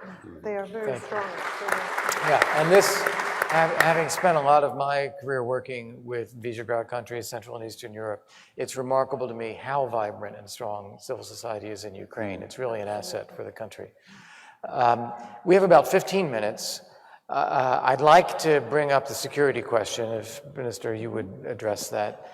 And I'd also like any members of the audience who want to pose a question indicate, and I will try to come to you as well. So thank you for that. But tell me, Minister Wallström, you mentioned just now, and I think you're absolutely right to mention it, Lord Ahmed did as well, the continuing war in the Donbass and the impact that that has. What would your advice be to the new president of Ukraine?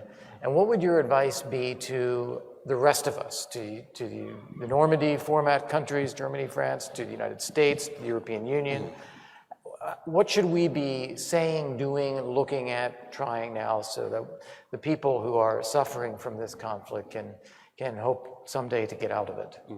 Well, first of all, who am I to give him any advice? I can only say that we have come into this also as a European Union member, as a partner to Ukraine, as a country that wants to support Ukraine in everything they're doing, exactly for their sovereignty and security, and for them to become prosperous. And we are the second biggest donor also in the EU, among the EU members to Ukraine, and we will continue to stand by Ukraine for them to choose their own future. But I do think that when I met with the president, together with Jacek, my Polish colleague, we could hear that he wants to engage in a more intensive way with also the Ukrainians in Eastern Ukraine. And I think that is right, to reach out to them, because also to them it's important to know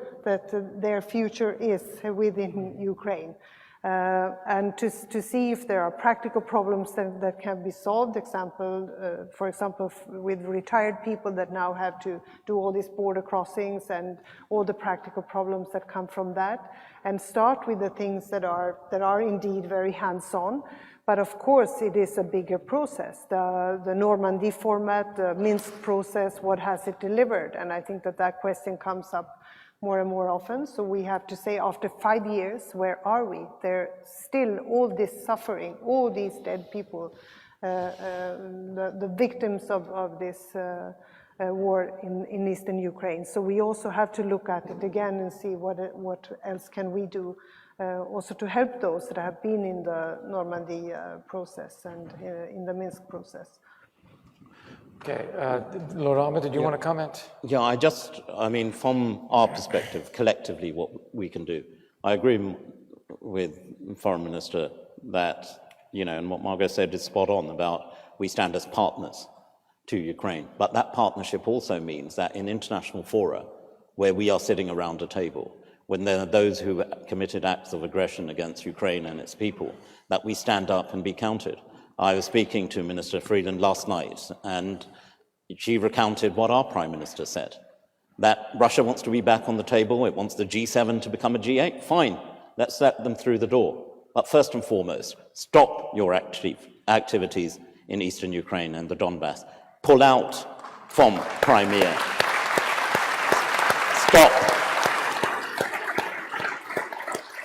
Stop using cyber warfare to destabilize Ukraine. And yes, from a UK perspective, stop using chemical weapons anywhere in the world, including in other countries. We will stand firm on that. If Russia wants to be back on the table, by all means, the door is open, but do the right thing. Stand up. We talked about the rule of law, not just in Ukraine, but the international rule of law. They're a member of the Security Council. Stand up to your obligations. Russia, stand up to your obligations, President Putin, and our absolute commitment from the international community to you is that we will stand with you.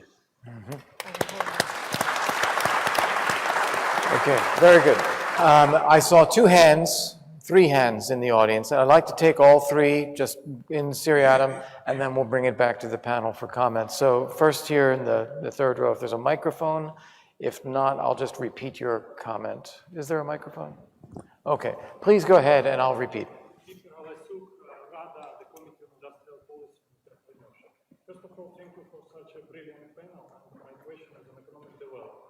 Ukraine has got a five-fold gap with the European Union in terms of GDP. And this gap is widening this time. And actually, with the current pace of economic development, it will take Ukraine over 50 years to catch up with Poland where it is now. So actually, my question about tools and about policy, because not the new IMF laws what we need first of all, but the total reboot of the judicial system, strong industrial policy, effective SME support, smart economic specialization, and attraction of smart foreign direct investment. That's the key for economic development and success of Ukraine. Did you have a question, or? I would like to know your perspective, and my question is what's your perspective? Okay, so could you hear that? Yes. Basically, a member of the Rada, one of the economic committees, and asking about, again, the perspectives for investment in Ukraine from the minister and from David Lipton. We had here in the second row. Boris Jasnowski, Member of Parliament here in Canada. The importance of taxes were mentioned. Small and medium-sized businesses in Ukraine rue the day when the tax police show up. So in fact, you have institutions, and some very strong institutions within Ukraine, but they're also seen as corrupt institutions. So you have that reality that small and medium-sized businesses face. At the same time, the statistic about the oligarchs controlling 10% of GDP, what sort of taxes are they actually paying? So it then comes back to this whole question and the example that Ambassador Volker had used of the United States. Ukraine also faces not only a challenge of this concentration of economic wealth and power of the oligarchs, but also a challenge of these post-Soviet strong corrupted institutions.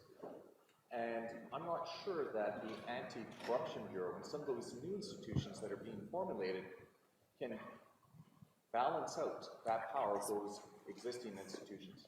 So this is thank you very much, a member of Parliament from Canada, and asking about, are the institutions that are being created to fight corruption and to deal with issues like taxation strong enough and fair enough to give confidence to people?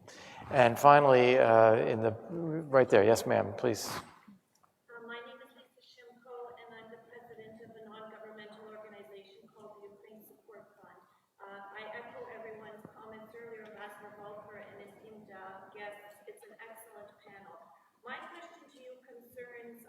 what many of us already know, which is Russia's notorious efforts to sow division and promote fissures in our alliances. My concern is Nord Stream 2 and how on earth can we speak about sovereignty, security, and prosperity when our own allies seem to be going in different directions and potential partners in Europe are looking at their short-term gain in terms of profit. How can we talk about long-term security when one of the key partners is not exactly a good player on the international stage? Right. Thank you. So, the question here about Nord Stream 2, which I'm going to ask Elizabeth to take on as a member of the European Commission. May I start with the first question or comment first? You know, we started, I'm in Poland, in Ukraine, I'm representing European Union now, but, you know, I'm Polish, so we started in '89 from the very same position.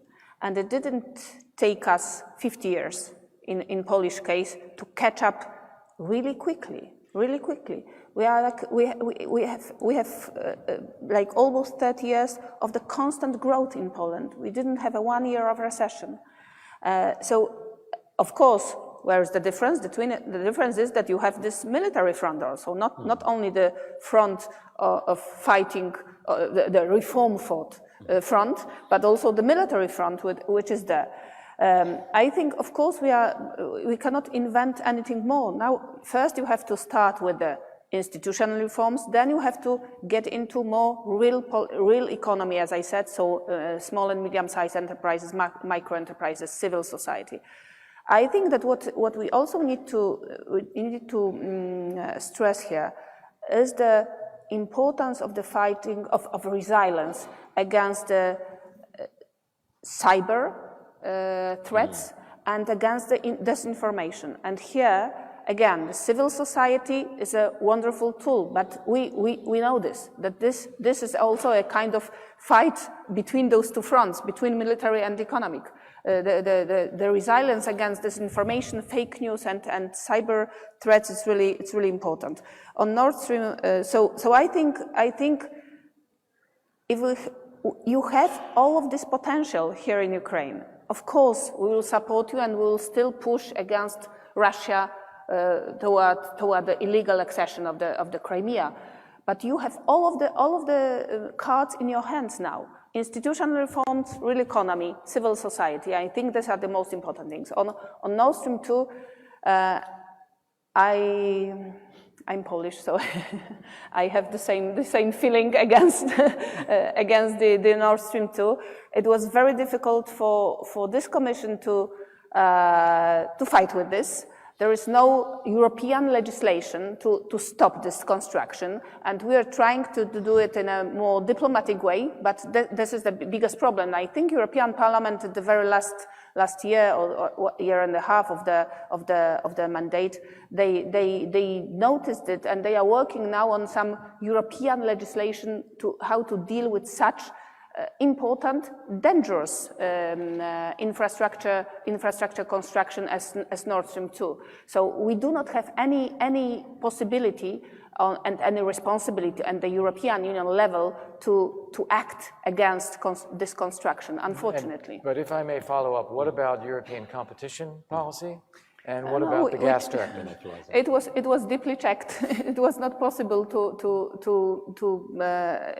use the competition policy against this. Because it was mostly about territorial waters. This was the legislation that was and still lacking, unfortunately. Okay.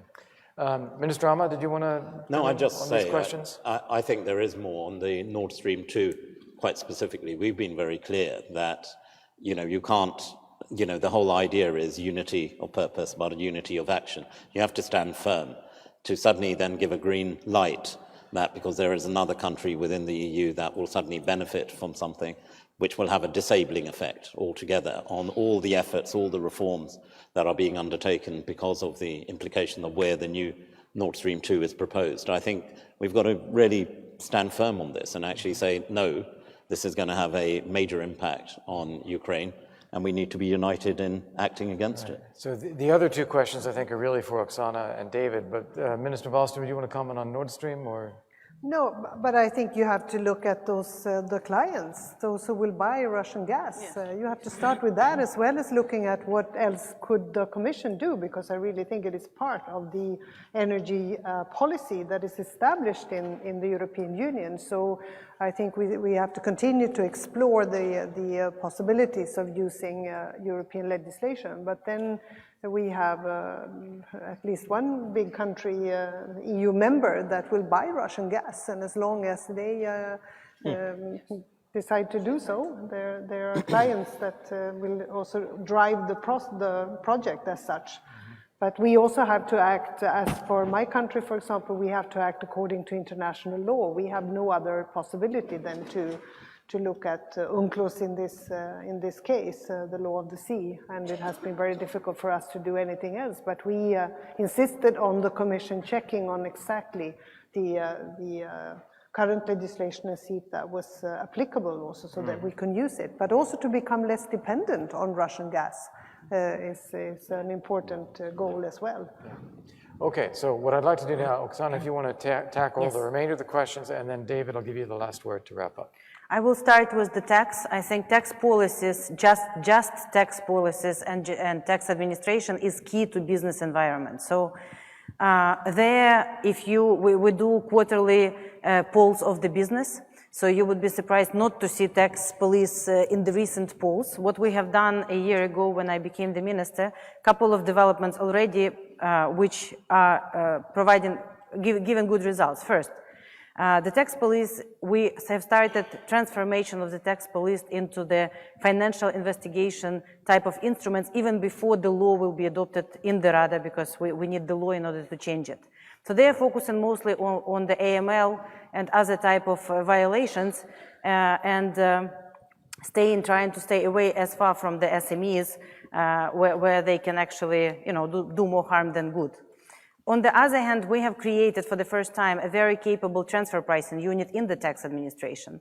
And we have invited the Tax Reporters Without Borders, and our international colleagues together with us are working on the first 12 cases, which soon will be presented to the public of kind of large violations of the transfer pricing. That's answering the question of the just application of the tax rules to large companies or oligarch related companies. And there are a couple of other issues there, but the basic thing, if you look at the tax environment in Ukraine, the legislation and policies are good. The administration has been a problem, not only in tax, but in customs as well. That's why for the first time, we are doing the real tax administration reform. We have created the separate tax service and customs service, and we have just concluded the competitions for heads of both services.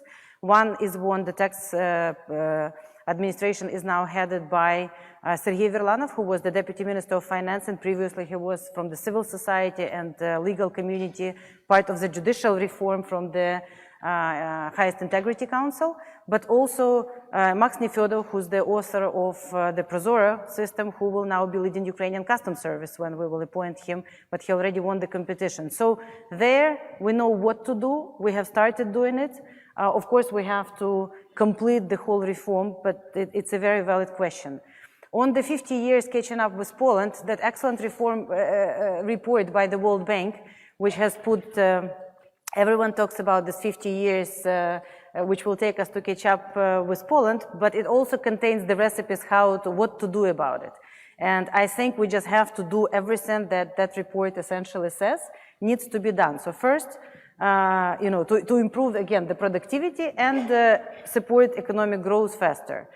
Strengthen the institutions, resolve NPLs, decrease the share of the government in state-owned companies and state-owned banks, unlock the land as the key resource for the economic growth, and focus really hard on judicial reform, law enforcement to install rule of law, and also anti-monopoly and antitrust things. So, I mean, it's clear what to do. In a lot of these areas, we have a specific plan what to do. It takes a little bit of time, but we should just put more energy into getting things done. Okay. And then finally, we've talked about the vision for Ukraine as a secure, prosperous, democratic, sovereign country. We've talked about it as part of Europe. We see it also in a global geopolitical context with Russia. And for Ukraine to be successful, as we all want, it does depend upon these kinds of reforms. It depends upon attracting foreign investment and growth. And all of that also depends upon the financial support that the European Union has given, the IMF has given. So, David, I'm going to send the last word to you. Tie this together. Sure. How does Ukraine go through? I think the questioner put the right issue on the table. The question is, does Ukraine want to grow at 2 to 3% and never really catch up? I think it's entirely possible that I think Oksana's got the right list of issues. What needs to be put forward clearly and simply and in a political way is, if you want to grow at a much faster rate, 5, 6%, and catch up, here's the way we have to behave. I think Ukraine needs a new business model. It has to be one that has better institutions, that has a competitive private sector that's ready to compete in the European environment and in the world. And if it's willing to do that, it certainly has the human resources, but it's not going to have the capital resources and the technology unless there's a clear commitment to make these changes. If the corruption stands, if the continued hold of the public sector, the inadequacy of institutions stands, it's just not going to happen. It needs to be framed as a choice, because it's a very clear choice I think this is the moment to put the choice on the table with a new administration and soon a new parliament. But it's entirely possible for Ukraine through a set of, and it's really a distinct and manageable set of reforms to have accelerated growth and a convergence to Western European living standards. Thank you very much. Oksana, did you? Just one word, but we can only do it if we have continued international support on the security and sovereign front. If we have our partners standing behind us and protecting us and being good partners and pressing on Russia to really do the right thing, then we can continue, doing the right thing in Ukraine. But it's very difficult to fight on 3 fronts at the same time. Yeah, I agree with that, and I think you can count on the support of everybody here. I also point out that whatever happens in the East, you're going to have to keep going anyway.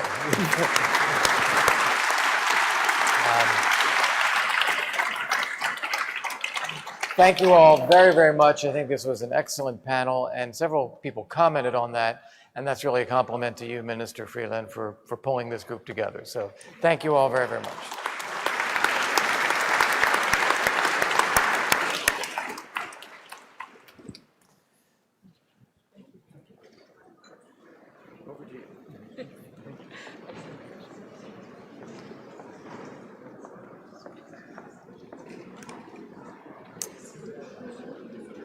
Ladies and gentlemen, we are going to try to keep things on track today. We're going to move to our next session, which is the first session of delegation statements of 2 minutes each.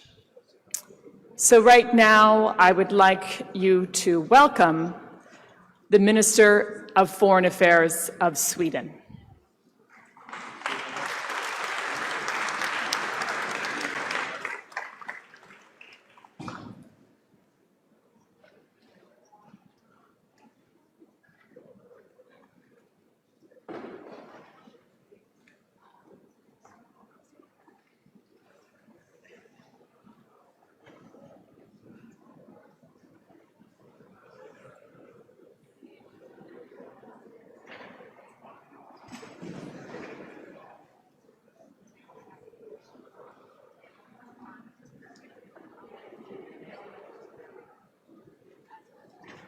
And in fact, she will be here very, very momentarily. So if you want to chat amongst yourselves, we will resume regular programming very shortly. Thank you.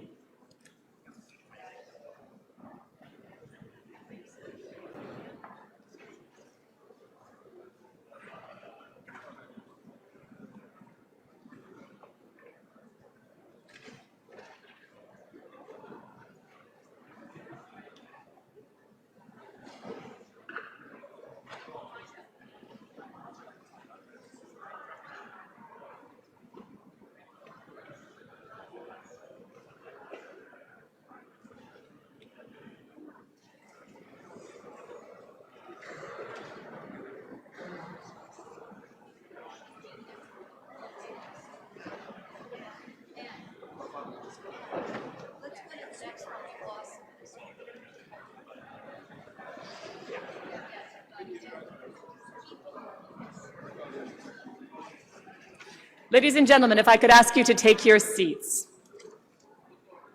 Veuillez vous asseoir, mesdames et messieurs. We are going to move now, and we are going to welcome the Minister of State of the United Kingdom for the Commonwealth and the United Nations.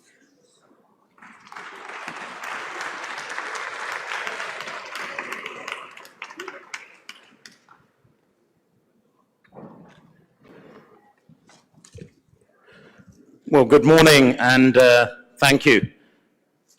2 years on from our inaugural conference in London and a year after Copenhagen, our collective resolve is as strong as ever. And I think you saw that during the panel discussion that we've just had. We all are absolutely committed to see Ukraine prosper, but not only that Ukraine prospers, it prospers in the interests of all Ukrainians. If I may, Minister Freeland, Chrystia, first and foremost, thank you. Thank you for your personal energy, your commitment, and your passion in pulling this conference together. I've learned a great deal over the last day or two, not least about the strong diaspora right here in Canada, which defines the real diversity and strength of the Canadian nation. But I know it was that energy, that passion, that made this conference happen. And therefore, it underlines a further strengthening of our coalition, with more voices speaking up for Ukraine. The voices from civil society, the voices from business, to ensure that we come together and act as a collective voice for Ukraine's strength, for Ukraine's security, and indeed for Ukraine's prosperity. With President Zelensky's landslide victory, the Ukrainian people have once again expressed their desire for a more prosperous, secure, and resilient state. The response of the international community should be guided by three principles. Taking our lead from the Ukrainian government, we must first focus on progressing fundamental reforms, reforming the judicial system, building a competitive economy, and securing political plurality built on electoral reform and a genuinely free media. Woven together, these golden threads can reduce corruption and protect and strengthen freedoms. Our second principle should be honesty. As good friends, we must raise concerns when progress is challenged. We did so when the law that guarded against illegal enrichment was dismantled, and when we saw setbacks to corporate governance at Naftogaz. Thirdly, we must use the achievements so far to fortify our resolve to do more. In the last 5 years, and despite relentless Russian aggression, these achievements have included more transparent procurement, a reformed banking sector, better healthcare, and a more decentralized decision-making. The United Kingdom government firmly believes that Ukraine's success is vital for the security of Europe and the wider world. And that is why we are offering a full range of support, especially in security, defense, humanitarian aid, and anti-corruption. And, Foreign Minister Freeland, I'm today proud to announce that we are stepping up our support for Ukraine with a new £9 million project to strengthen the independent media in Ukraine and Eastern Partnership countries. We will therefore, I assure you, continue to work with all of you to ensure that together, now and I would say this from a UK perspective, after we've left the European Union, that we remain committed to working with Ukraine in partnership for a sovereign, secure, and prosperous Ukraine. Thank you.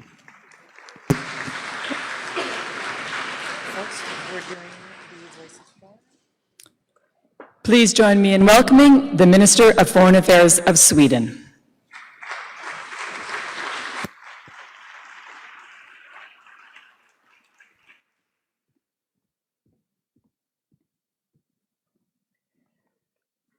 So, Mr. President, Ministers, Excellencies, thank you so much, Chrystia, for your warm generosity, and thank you to Ukraine and to our Canadian hosts for the invitation to be here.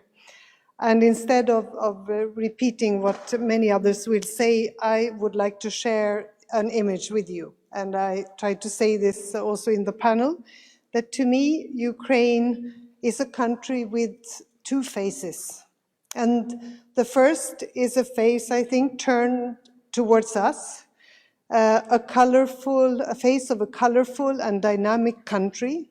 It's a face that looks to the future of young entrepreneurs, professional civil servants, and civil society activists wanting their country to be more prosperous, to be more equal, of women finally taking up their place and the place they deserve in politics and business, maybe the face of a president riding the bike to work.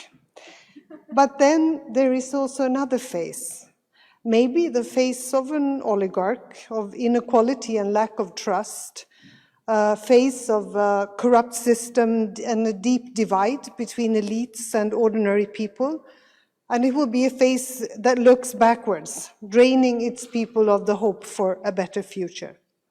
So the question here is, what phase do you want the world to see? And you could say that the old phase of Ukraine is disappearing, for sure. Just look at the last few years where more has been accomplished, as we've heard, than in the 25 years prior to that. And I agree. And what's more remarkable is that this has happened with the backdrop of war in your own country. But there are powerful actors that want Ukraine to become that gray old face again.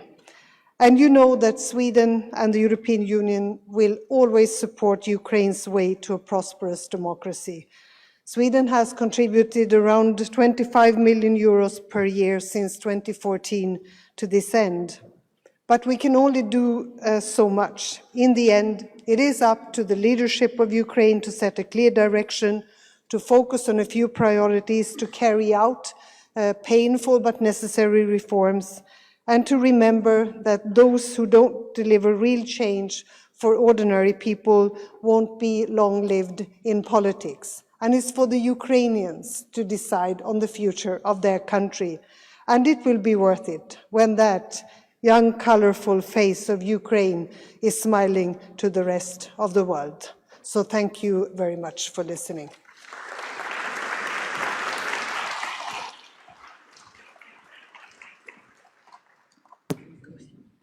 The Minister of Foreign Affairs of Lithuania. Yes, over.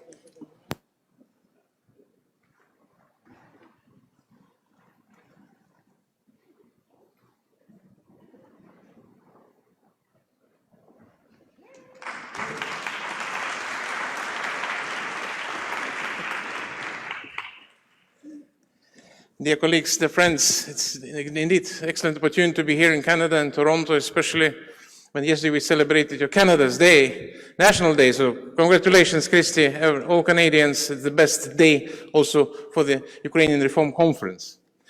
And I'm really happy that we are here not just to exchange our views and traditional statements about our support. It's very important to put the train on track and make it moving regardless all changes in the governments, in the parliaments, which is also the feature of democracy. But we have to make sure that this is a continuous project. Definitely needless to remind that everything goes from the country itself. Ownership and incentives and also motivation for the reforms. We're repeating the same slogans: anti-corruption, fight with bureaucracy, money laundering, efficiency of administration.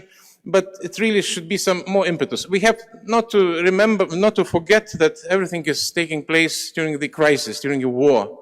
And it was also said many times that during these war conditions, Ukraine must conduct reforms and nobody lowering the level of demands, nobody lowering or diminishing tasks. It's also the case. But having said this, we really should be all together and focused on the process which will continue undoubtedly regardless the mood around. We discussed here, and Christian mentioned this decision of European Council. It's really, in my view, it's really lamentable because we are talking about inclusiveness, we're talking about, something like unity at the expense of values, principles, at the expense of commitments. We have to stay firm defending these values because it's not just for some countries, for all of us. Also, this third conference, beginning in London, Copenhagen, now Toronto, I'm really happy to announce that they're going to host the next conference in Vilnius in 2020.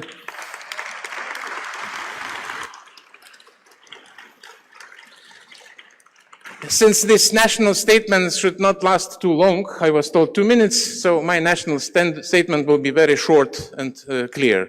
Razem do peremogi.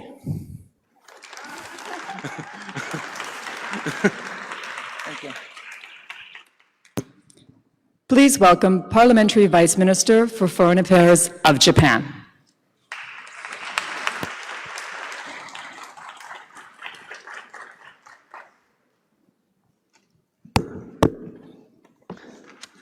Thank you. Foreign Minister Chrystia Freeland, distinguished guests, ladies and gentlemen. It is my great honor to participate in the Ukraine Reform Conference on behalf of the government of Japan. Facing enormous challenges, the government of Ukraine has made a concrete achievement in its reforms in such fields as anti-corruption, healthcare, judiciary, and national police. Yet, Ukrainians still have a long way to go. There remain serious challenges in fields such as energy, agriculture, and the electoral systems. Against this backdrop, President Zelensky announced in his inauguration speech that he would build a country where all the rules are honest and transparent. All participants in this conference hall share and support President Zelensky's goal. And Japan is ready to continue its support throughout Ukraine as long as Ukrainians pursue the path of reform.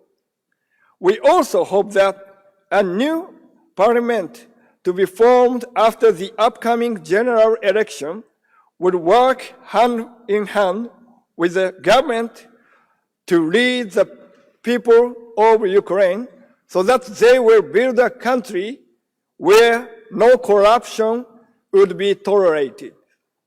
The international community has been paying close attention to the development of Ukraine.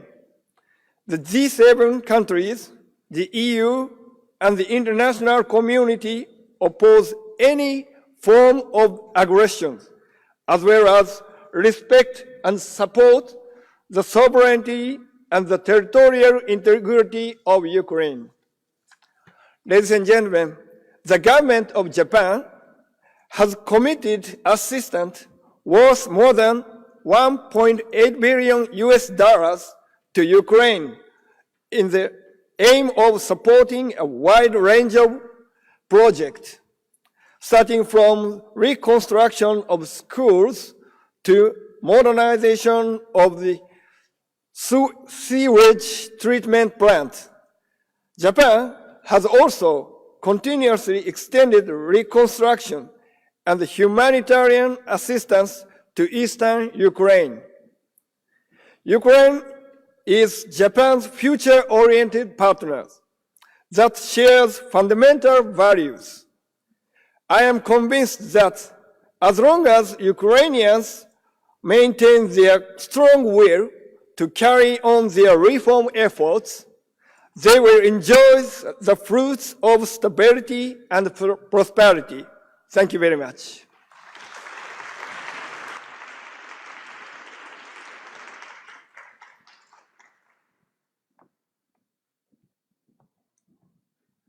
This concludes the first session of delegation statements, and we will now return to our panels.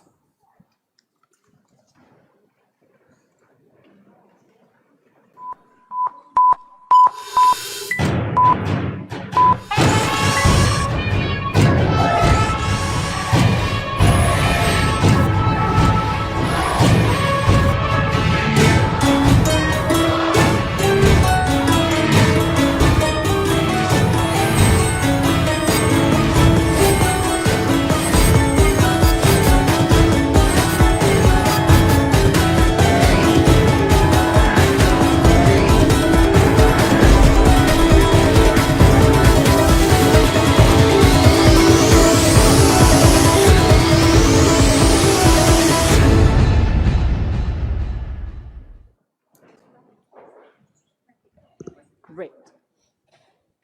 Super. Let's kick off panel 2. Ми раді вітати модератора Павла Грода, президента Світового конгресу українців. Please welcome Paul Grod, the president of the Ukrainian World Congress, and our panel members.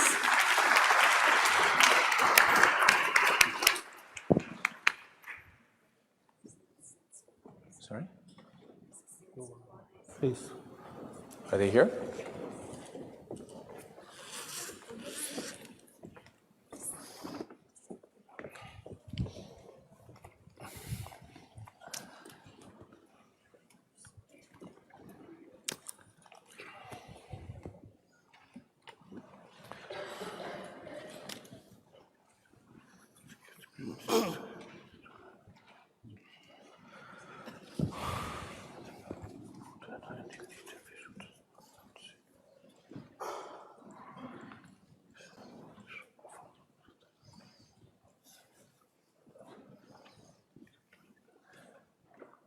Good morning, ladies and gentlemen. My name is Paul Grod. I'm the president of the Ukrainian World Congress, and I have the privilege of moderating this afternoon's or this morning's panel. It's a visionary panel. It's titled The Vision, Ukraine, a High-Income Country. It's a very important discussion because that's really the key to why we've all gathered here in Toronto today. Before we get started, I just wanted to recognize there were a group here holding up a Free Oleg Sentsov banner. If you want to hold it up again, we all want to give you applause and thank you for that.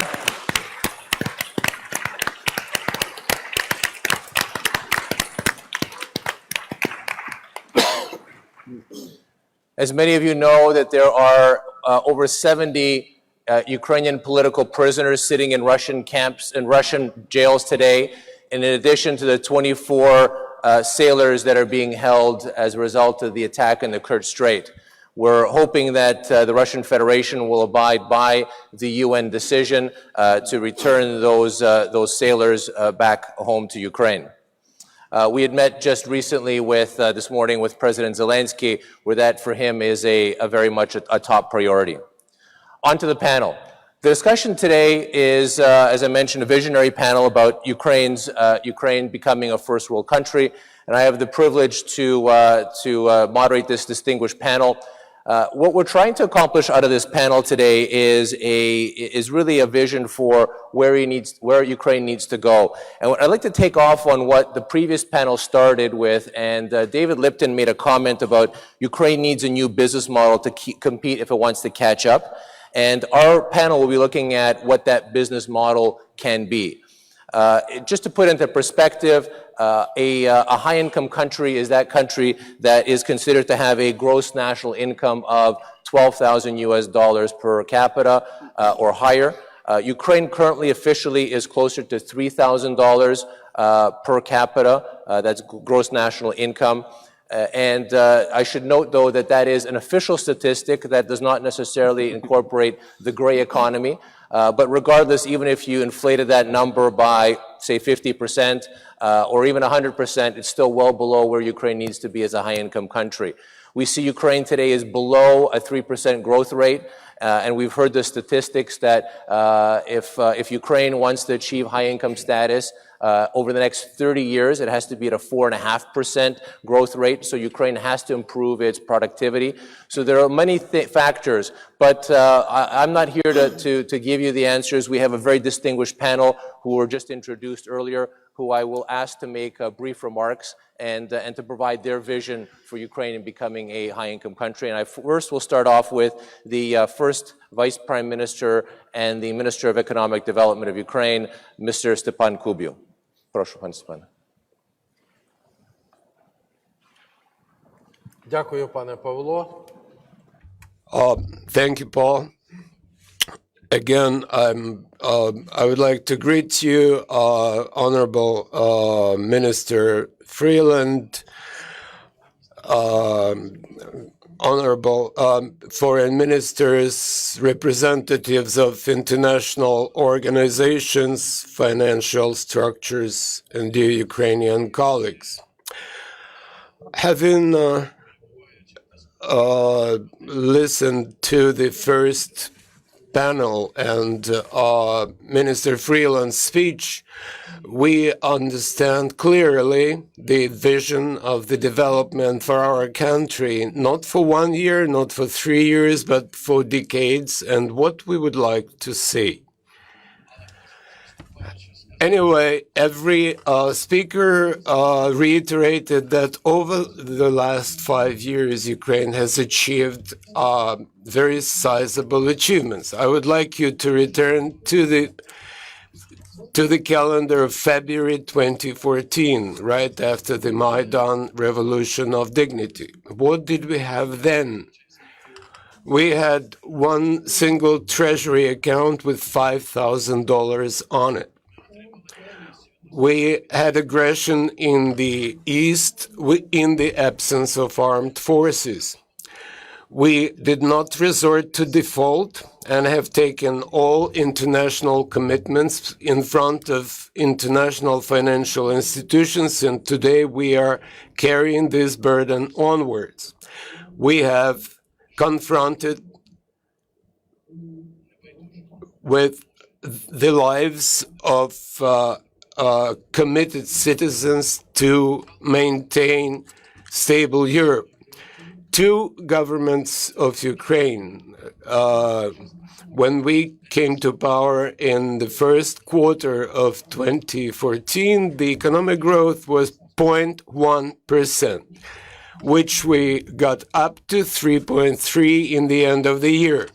This is not a trifle, but the $6 billion or 5% of GNP we spend on our armed forces and security, not just Ukrainian security, but for the security of the world, international peace and international stability. This is worth a lot. We have gotten a hybrid warfare in the information space, in cyber space. We had attacks against our power structures, financial, government portals, and other resources. So we heard that our colleagues have put highest marks to our achievements, and talking about catching up with our neighbor in Poland in 50 years. Our reforms have started as economic reform, social reform, medical reform, infrastructural reforms, and all that is very hard because reform is a great word, but we know that we have to be competing internationally. When we play football, we have to remember our childhood.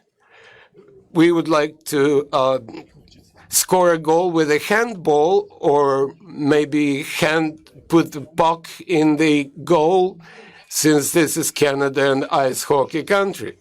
But what prevents Ukraine to be successful and prosperous? Only 4 years ago, and this is according to Mr. Lipton from the IMF, Ukraine had unstable finances, unstable economy, and now we are building transparent and open strategic system of planning. For 14 quarters, we have been successful in macro stabilization.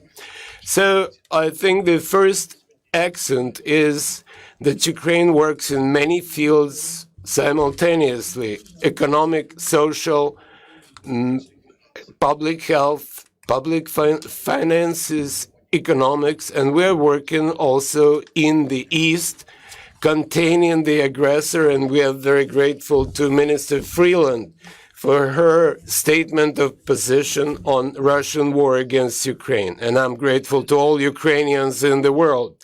Second, let's be honest, the 8.4 growth over these years is not enough, but remember that 6 years ago we were deeper in the minus. We talk about the cut in the gray economy by 30%.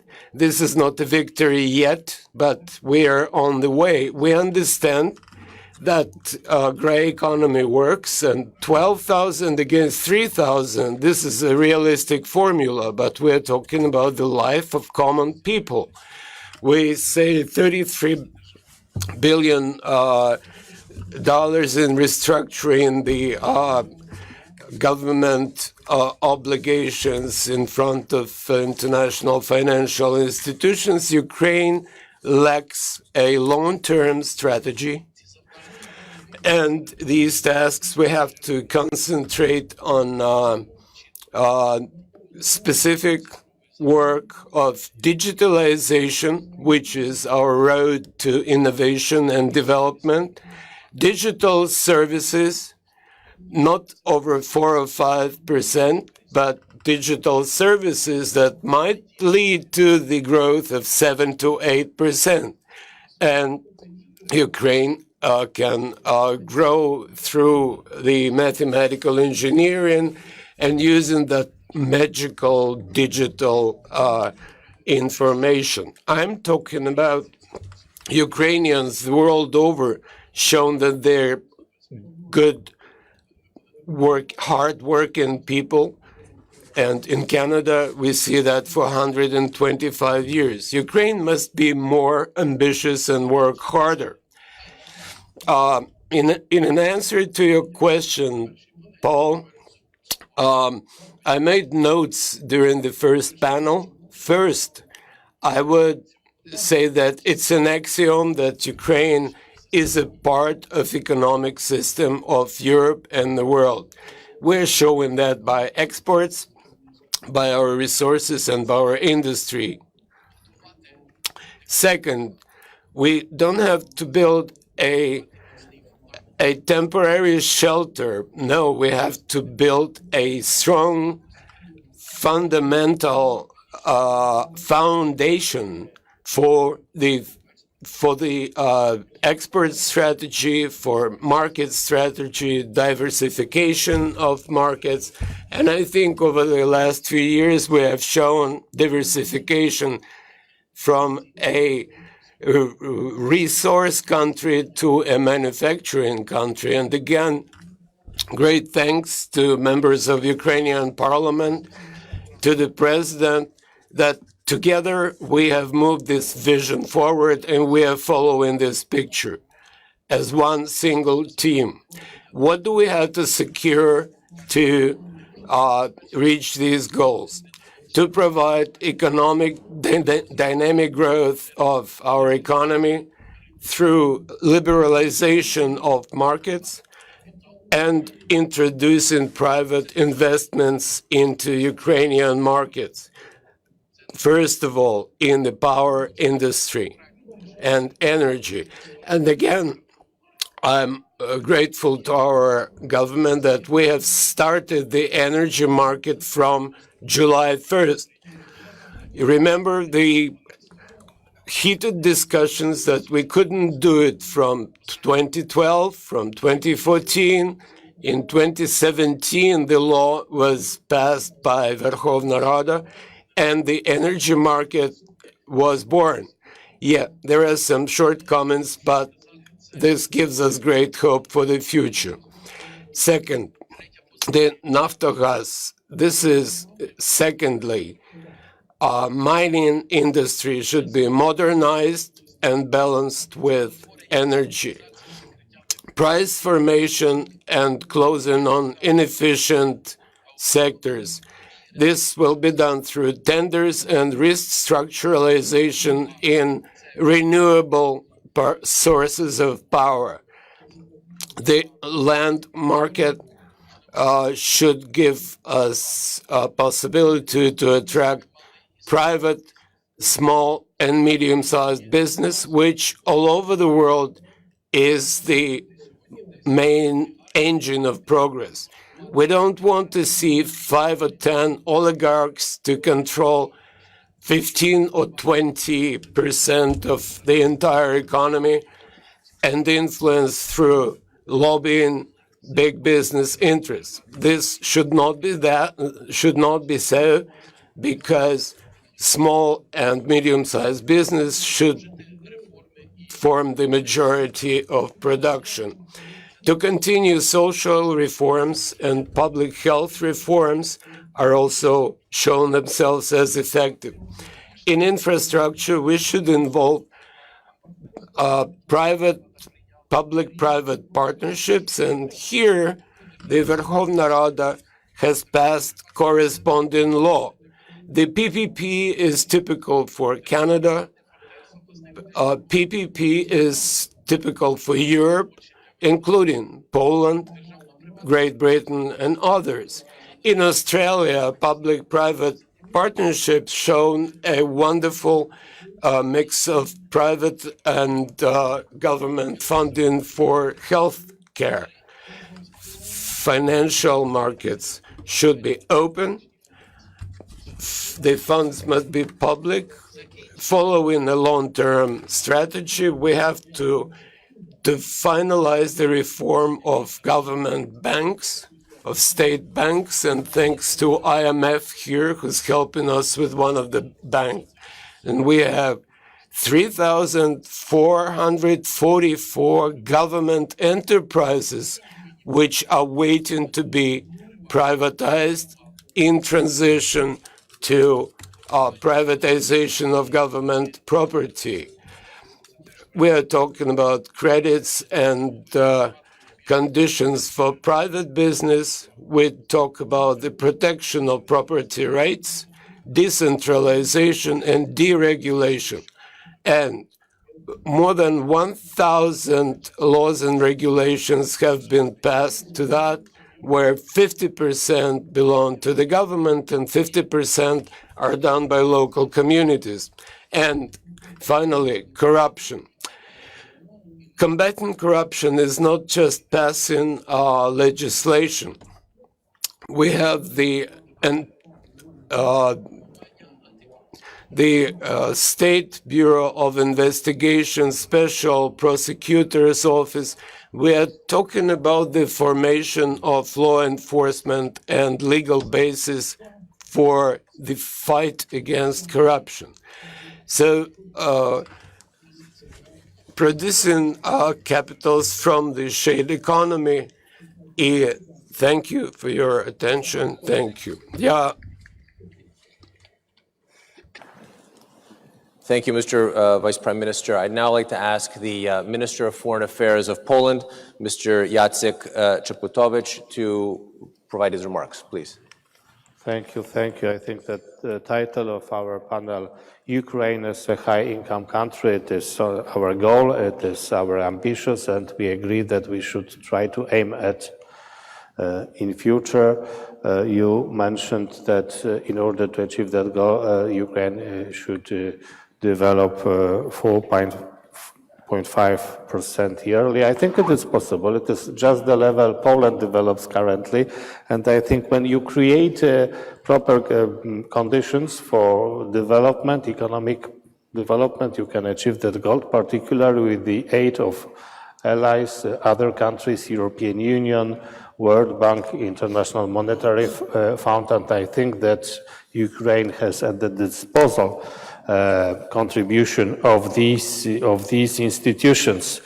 I think that we want to see Ukraine as a highly developed, modern, efficient, and transparent country, fully integrated into the international economy, world economy.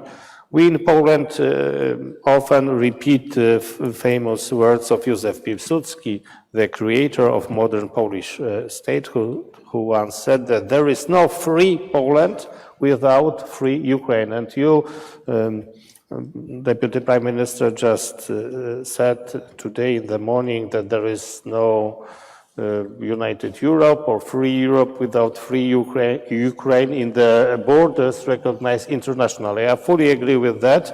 We have to convince our partners within the European Union that this is our advantage and our interest, and also moral obligation to provide support for Ukraine, that it remains sovereign, territorially integrated country to the benefit of Ukrainians, also Europeans. The cooperation of Poland and Ukraine covers a range of areas from defense sector through people-to-people contacts to trade, and the cooperation develops very quickly. Poland becomes the biggest export market for Ukrainian goods, and Ukraine is a huge European country. with a large economic potential. Its assets are evident.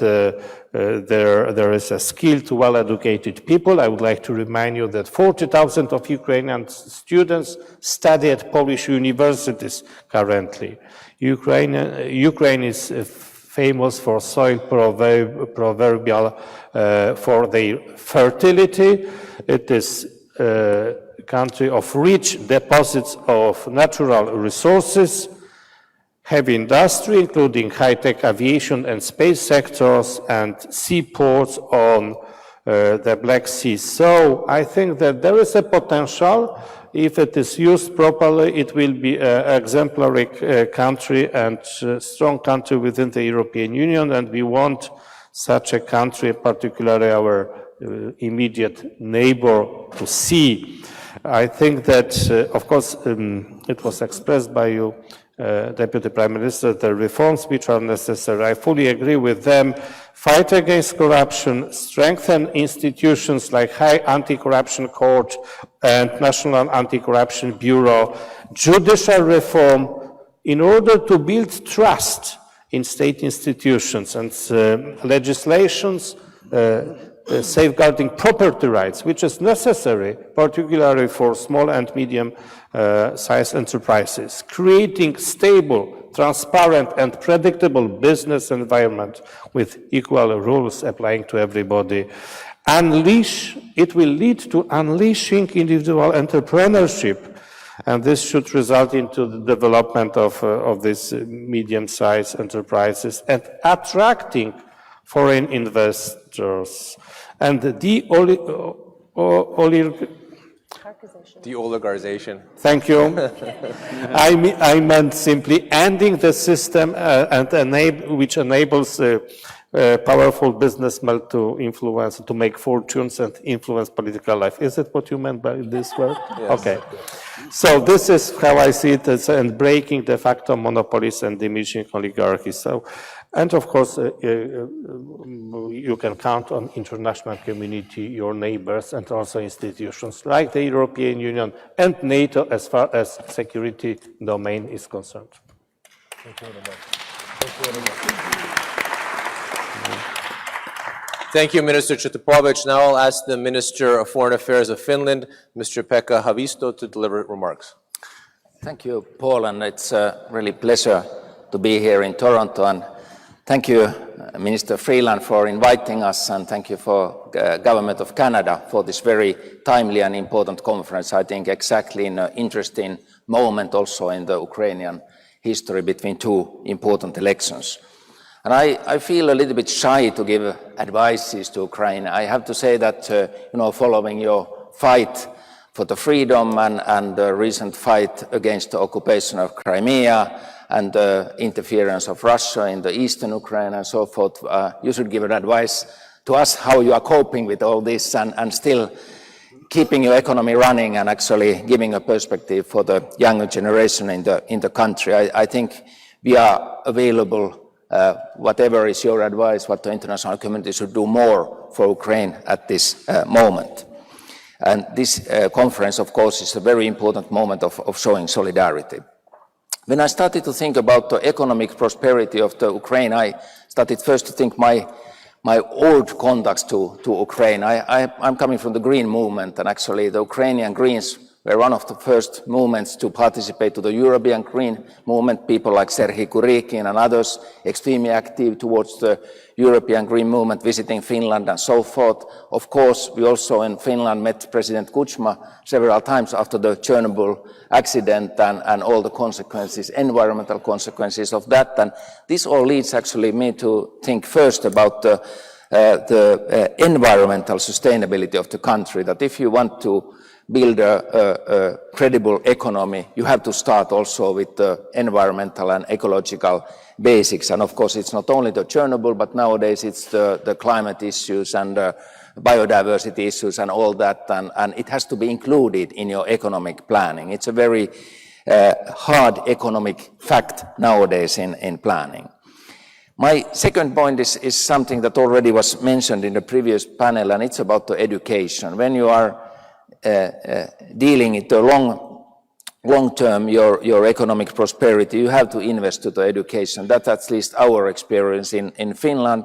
It's for the education, free education for all the children, quality education, and of course including the higher education and the investments to scientific side of that. It's very, very important for competitiveness of the country.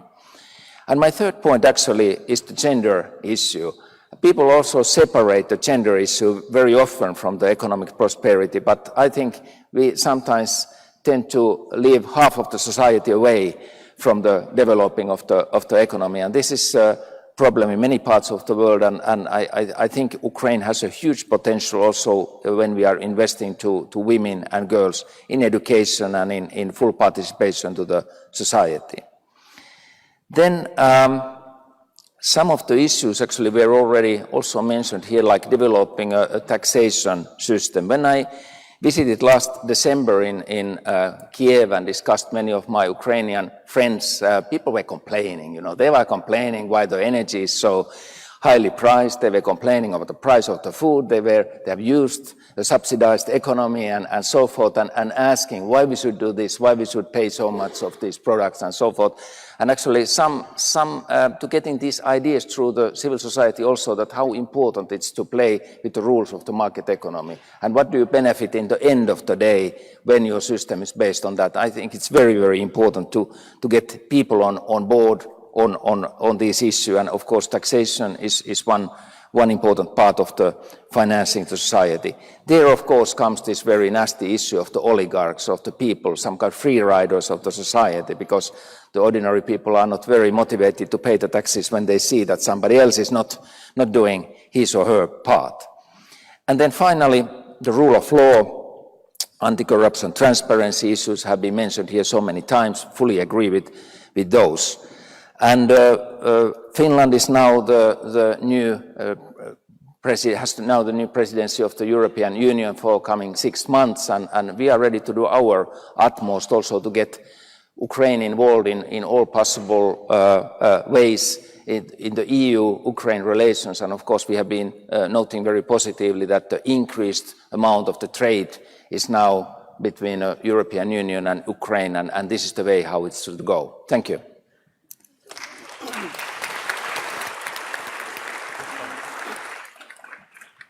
Thank you, Minister Haavisto. Now I'd like to introduce the Vice President for Europe and Central Asia from the World Bank, Mr. Cyril Mueller. Thank you. It's a great pleasure to be here today in Toronto. A big thank you to our host, the Government of Canada, but also to the Ukrainian authorities and all the participants. In this panel, we're really looking ahead of us and thinking in an ambitious manner, what would it take for Ukraine to achieve high-income status? Basically, Ukraine needs to double its income per capita twice. So it also needs to grow twice as fast. And I'm looking at the minister from Poland. Poland did that.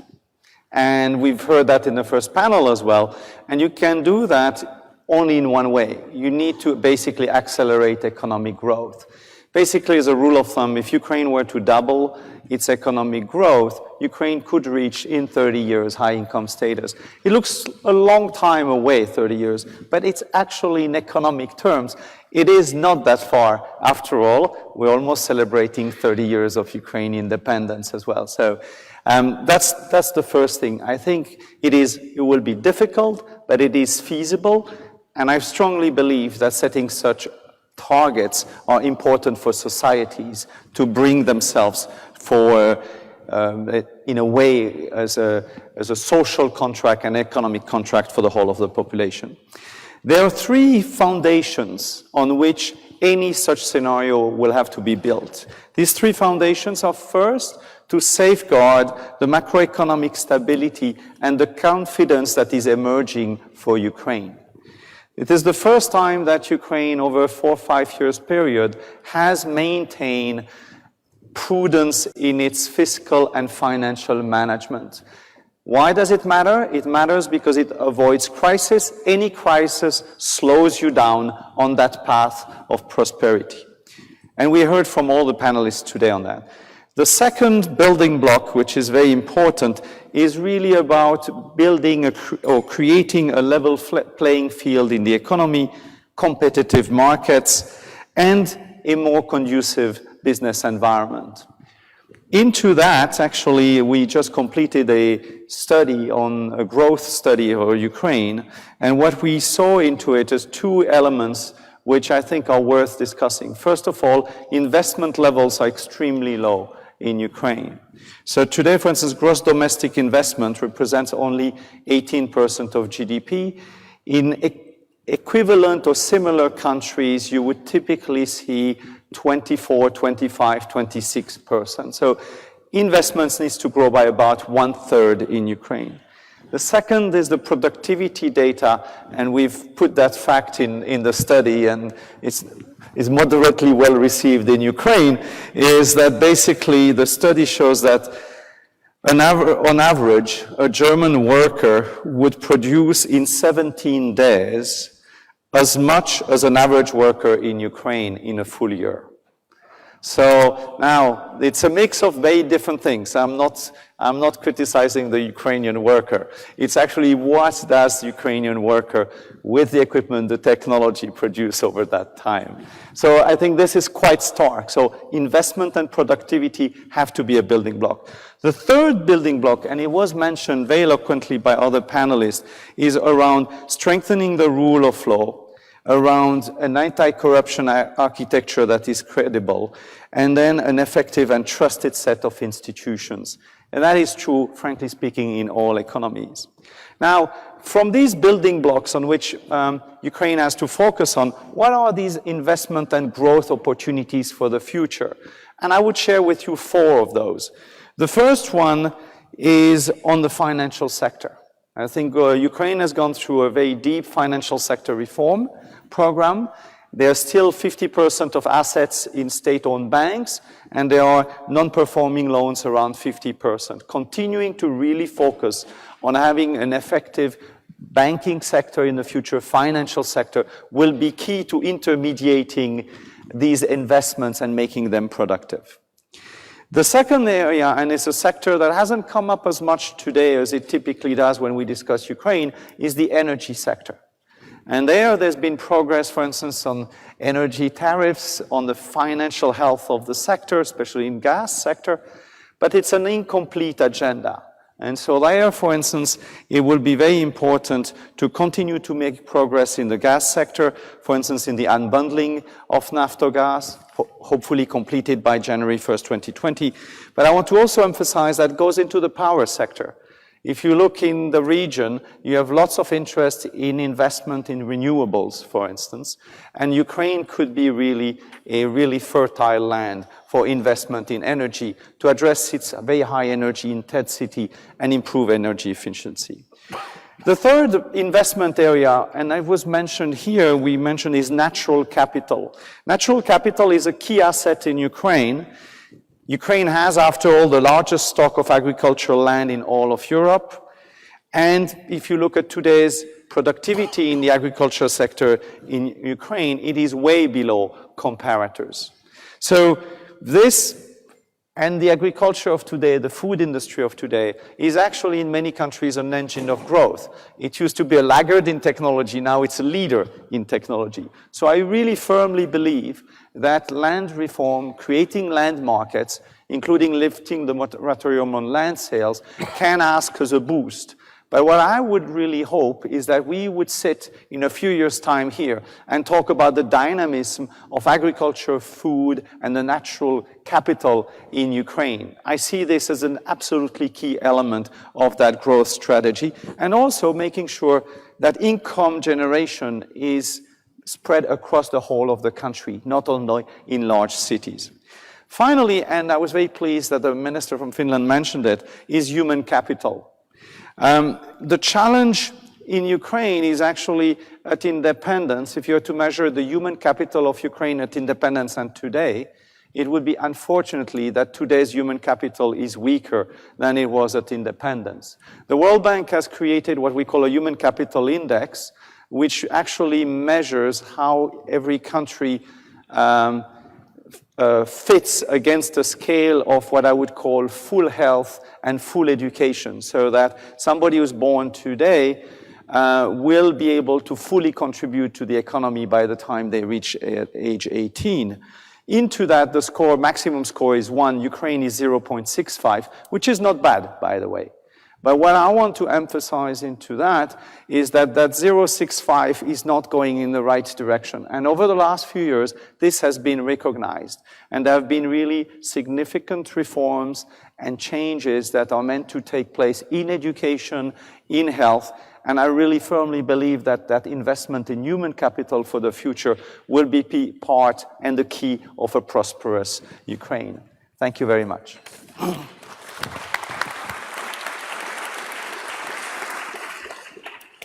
Thank you, Mr. Mueller. I'd like to now invite our last speaker, the CEO of Horizon Capital, and also the chairperson of the Economic Prosperity and Economic Committee of the Ukrainian World Congress, Ms. Lena Guzarny.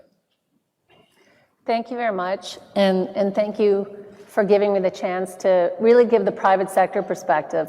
I'm going to quickly set the context and then talk about our view in terms of how to build a high-income country, what are the realities in Ukraine, and what can be done. So I'm a Canadian who's lived in Ukraine for 25 years. In fact, as of today, I've spent more time in Ukraine than I have in Canada. And I've seen a lot of transformation over those 25 years.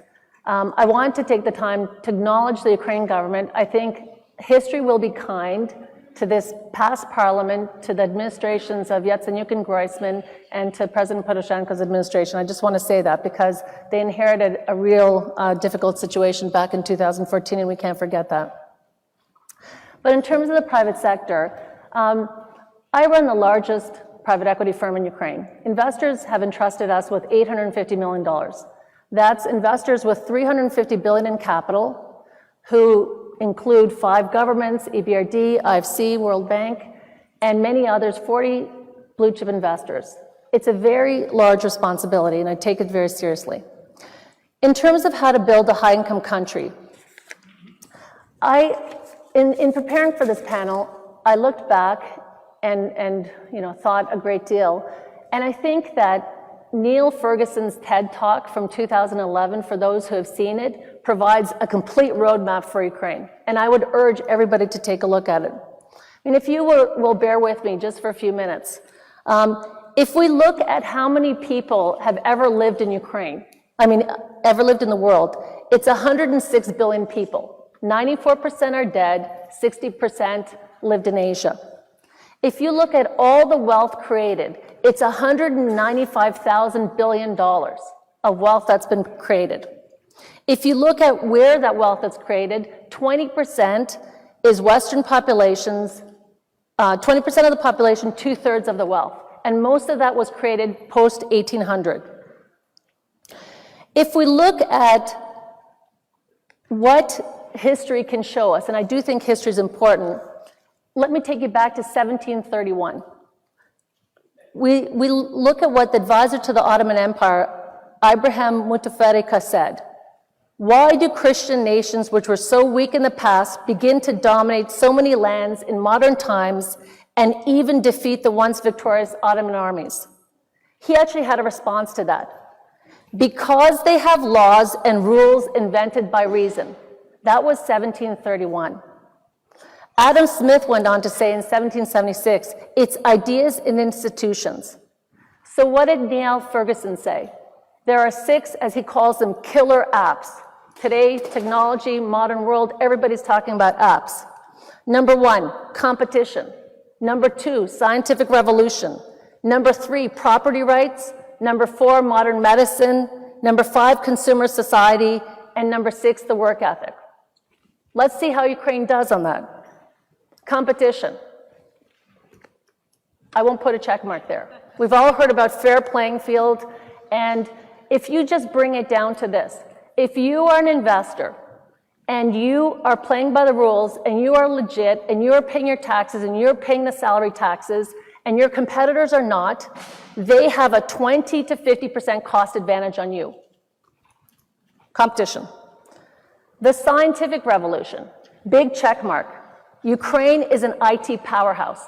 2003, it used to be a $110 billion industry. Sorry, $110 million industry. It's a $4.6 billion industry today. So I put a big check beside scientific revolution. Property rights, X. Let's be real on property rights. Let's be real on property rights. And that's extremely important because we can talk about exports, and Ukraine has done a great job on exports. And Ukraine has done a great job in terms of a great deal of reforms.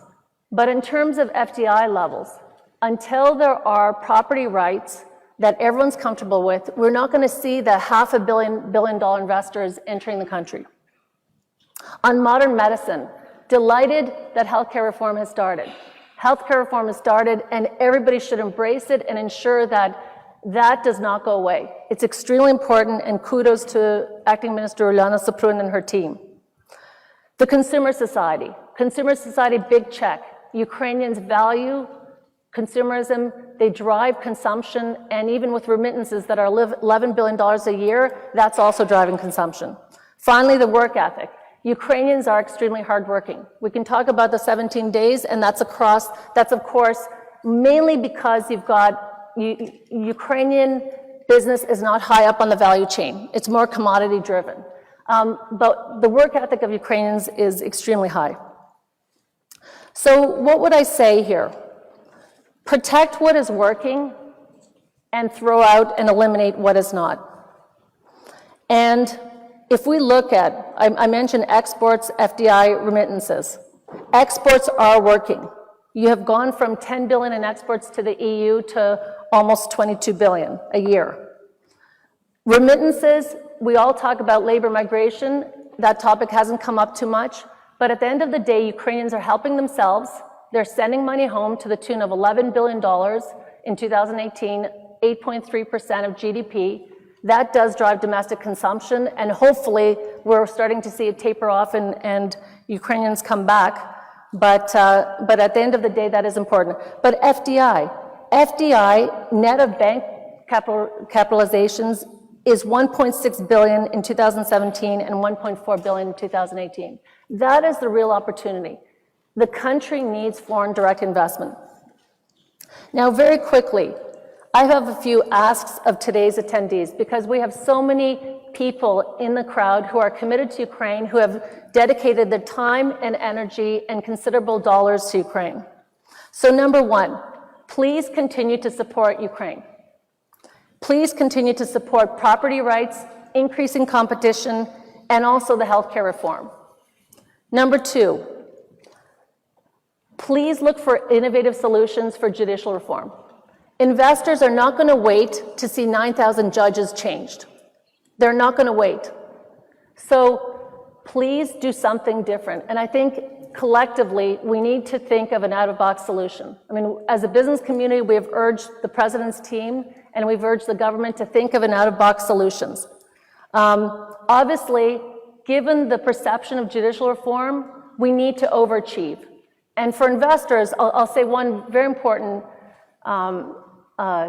big check mark, the Supreme Court. Investors are happy with the Supreme Court. Investors feel that while there are certain pocket courts within the country, when it goes to the Supreme Court, a fair decision is taken.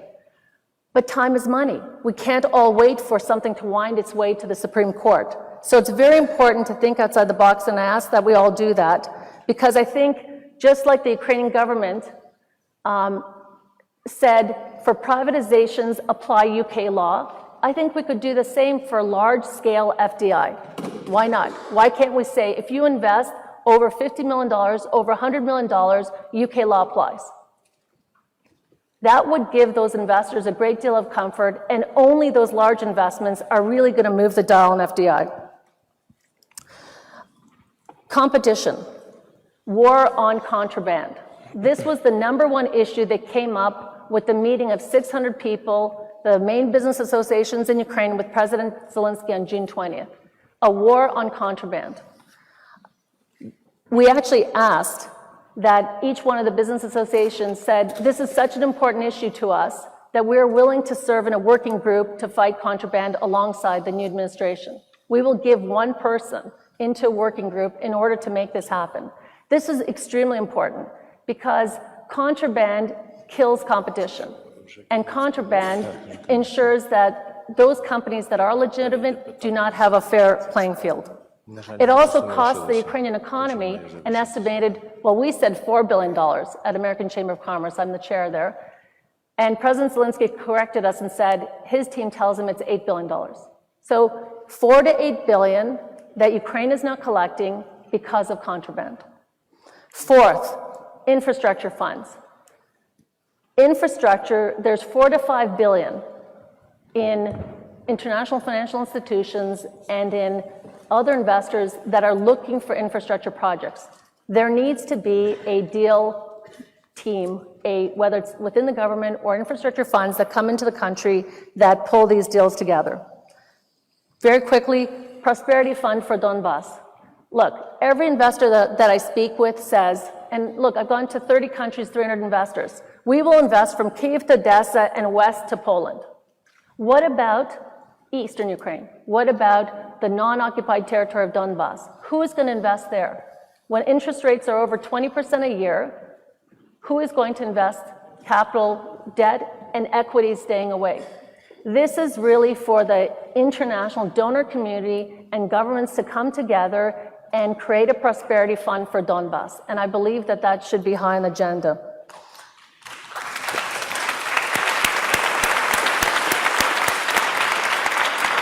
You cannot leave this for the private sector. This is not a private sector issue. The private sector cannot be responsible for putting equity into a region where there's a conflict so close.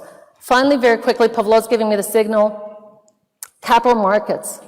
You know, the NBU estimates that there's $15 billion under the mattresses of Ukrainian citizens. $15 billion. The head of a commercial bank told me it was 40 billion. If we can mobilize that capital that's within the country by building normal capital markets, everyone has a stock exchange, why not Ukraine? Why not have pension funds that can invest in companies listed on the local stock exchange? The country's bigger than France. Let's make it happen together. Finally, work ethic. If we could figure out fair pay for government officials, that would be wonderful, because going back to productivity, how hard are you going to work if you make $100 a month or $200 a month? That's all I have to say. Thank you.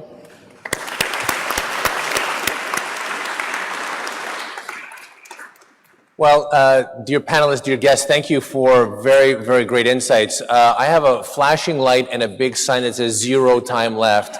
And the red light just keeps flashing and flashing. So I'm afraid it's going to happen if I go any further. So at this point, unfortunately, we're not going to be able to take any questions, and we're going to wrap up the panel. But I believe that we have gotten some amazing insights. For those who want to do more reading on this, there's an excellent World Bank report, which is called Ukraine Growth Study. And I recommend taking a look at it. It has a lot of very good suggestions here. And the panel's come up with some very insightful thoughts for the new leadership team of the Ukrainian government. So please join me in thanking our panelists for an insightful discussion.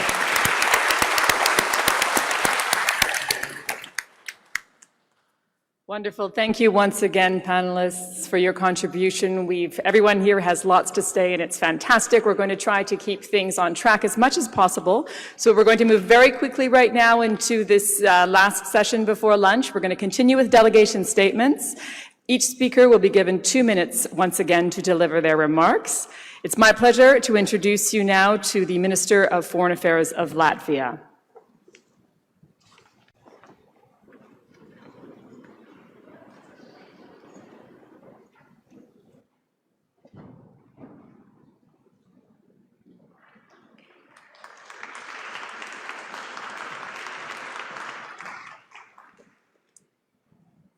Well, very good morning to everyone. I think that we have been so overwhelmed by so many interesting words of wisdom and crisp words of wisdom and ideas that it is very difficult to add something. But let me just start to thank Canada for hosting this very important event, how we can assist Ukraine. Actually, Canada has been really great partner and friend of Latvia, especially taking into account Canadian-led NATO battalion in Latvia, also taking into account that Canada is home for many Latvians here since the end of World War II and actually giving protection and refuge to those who were fleeing the Soviet occupation and Soviet regime. And to this, I think that Canada is perfect place today to discuss issues that are related to assistance that we can render to our Ukrainian friends. Actually, there are some good news and also some bad news since London, since Copenhagen conferences of 2017 and 2018. The good is that presidential elections in Ukraine have been rated as one of the freest and according to the highest standards of democracy. I also believe that parliamentary elections will be the same. Also, commitment to reform process, as we heard this morning, and most probably will be hearing also from President Zelensky, is there. And also, I think that international commitment and support is also good news. The bad thing is that the last year also witnessed the provocation in Kerch Straits. We still have the issue of 24 Ukrainian sailors and ships that are not being released. And unfortunately, we also seen that international principles are a bit kind of fading when it comes to the Council of Europe decision to restore Russia's voting rights. Those are also very worrying sides, and we need to take them into account, and we don't need to see that things are just taken for granted. From Latvia's perspective, let me just outline very quickly 5 points that we need to continue to concentrate. The first one is political support to Ukraine in all international fora, be it United Nations, OSCE, or Council of Europe, or actually the European Union. Second, support to reform process. I do wait for the new government, the new parliament, so that we can actually discuss the way forward. The third is support to the resilience of the society, supporting NGOs, supporting free media. That is very important nowadays. First, Latvia has always been very supportive and providing humanitarian support to Ukrainians who have been suffering in Donbas region, actually soldiers or civilians who have been wounded, and we will continue doing that as we are doing also support in a regional level. And fifth, I do believe that it is very important that we also address issues that sometimes somehow tend to be forgotten. Margot was speaking in the panel about protecting women's rights, but I think that we need also to protect all the minorities in Ukraine, and I think that those are issues that are also very important, building strong and resilient and democratic society. I thank you all, and I wish also that next panels and next discussions will be as inspiring and full of ideas as the two previous ones.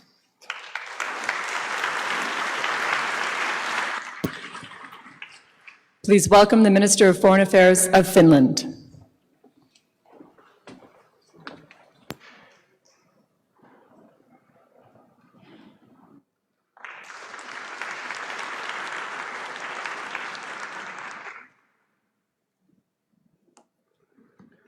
Dear friends, it's really a pleasure for me to be in this conference, and let me now make the official statement of Finland.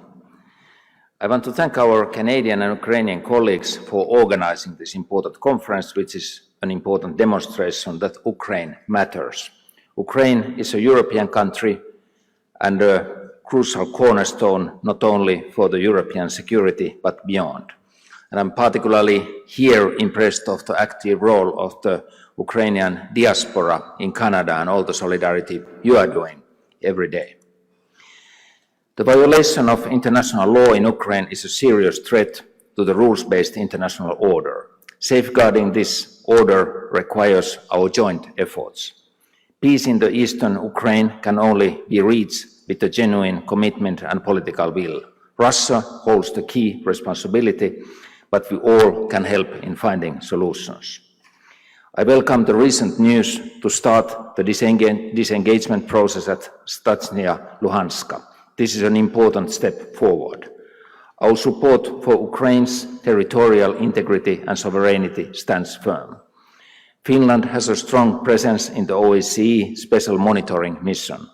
We are also actively participating in the EU's advisory mission focusing on civilian security sector reform. The mission got a new Finnish director just yesterday, starting from July 1st. Finland is also supporting demining in Ukraine. Mines cause severe casualties, especially to civilians, and restrict normal living. Ukraine's recent presidential elections were a strong demonstration of functioning democracy. I'm confident that the parliamentary elections will follow the same path. Ukraine's civil society is an active and important part of the democratic society.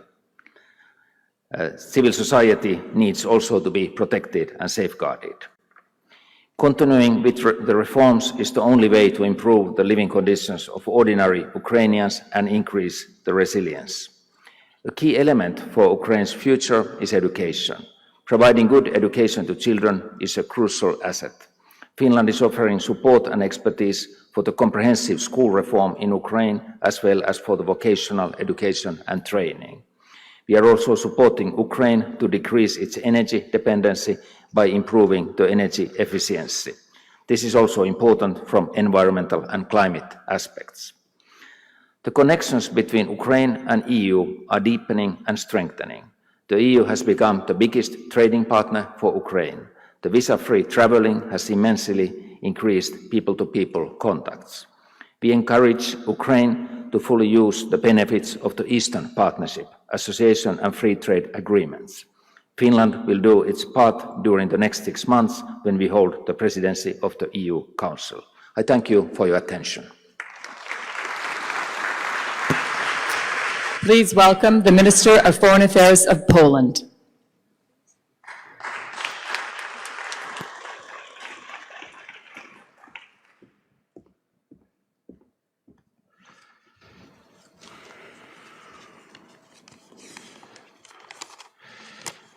Let me make our national statement of Poland by reminding you that Poland and Canada were the first two countries which recognized independence of Ukraine on this very same day, the 2nd of December 1991. 3 decades later, we continue to stand firmly by Ukraine, which still needs a robust support on the part of the international community. Last year, the events such as the Kerch Strait incident and the declaration of and detention of Ukrainian sailors, and most recently the passportization decree, clearly demonstrates that Russia is continuing its aggressive policy against Ukraine. Poland stands ready to support Ukraine as it has been throughout the recent years.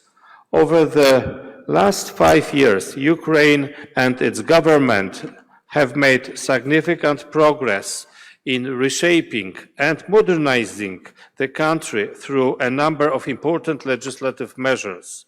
However, the reform process is not over. With Ukraine needs now is the real implementation of already assumed obligations and commitments. Sustainability, integrity and irreversibility of Ukrainian reforms, as suggested by the organizers, should indeed be our guiding words in our joint effort. Nothing will make Ukraine more independent and more resilient to existing threats than successful reforms. Poland consistently supports Ukraine's sovereignty and territorial integrity, raising the issue of Russian aggression and situation in occupied Crimea in numerous international fora, including UN Security Council, OSCE, Council of Europe, NATO, and European Union. Poland has been committed to supporting Ukraine's implementation of reforms. Ukraine was the biggest recipient of the Polish official development assistance, with the total value reaching €56 million in last year. We focus on good governance, human capital, entrepreneurship, and private sector. We have assisted the country in the decentralization reform. In the education sector, we supported the development of new core curricula for Ukrainian schools and in preparing the reform concept for the vocational training. In the area of crisis management, we have been providing support in setting up the voluntary fire brigades in accordance with the national public safety strategy. We, of course, support people affected by the conflict, centers of welfare and psychological support for displaced families, facilitate sustainable local integration with the host communities. We also support entrepreneurship among conflict-affected people in eastern Ukraine. Ladies and gentlemen, Poland will continue its policy of supporting Ukraine at international level and in bilateral cooperation. Thank you very much. Please welcome the Minister of Foreign Affairs of Luxembourg.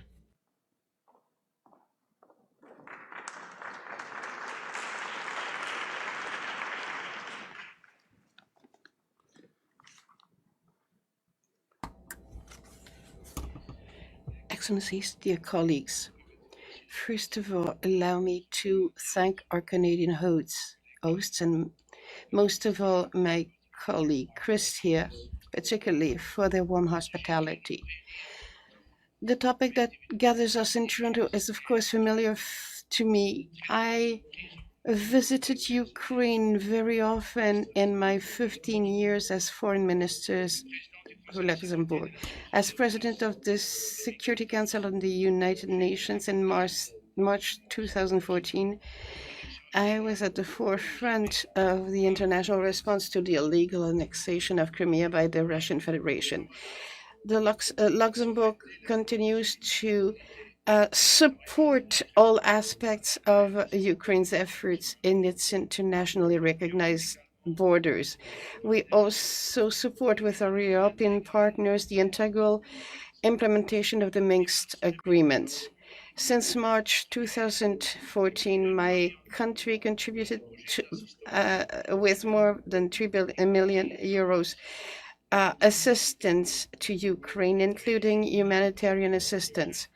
At my visits to Ukraine, I've been able to see the positive initiatives taken by the authorities on the way to reforms. I greet the reforms that have a very positive impact on people-to-people contact.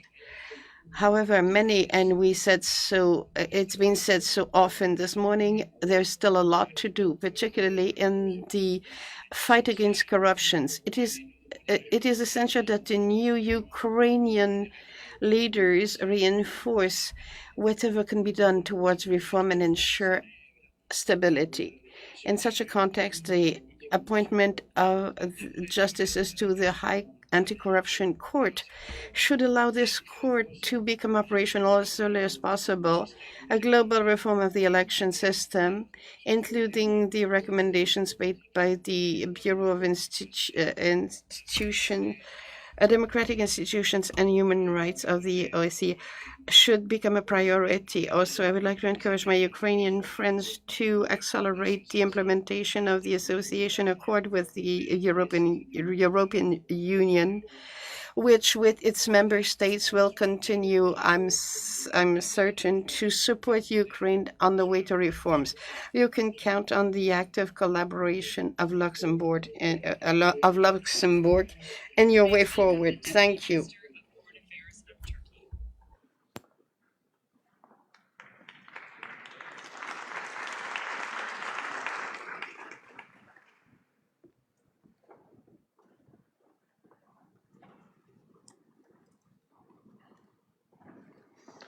Honorable Ministers, distinguished participants, I would also like to first thank our Canadian hosts and the Ukrainian authorities for organizing this conference.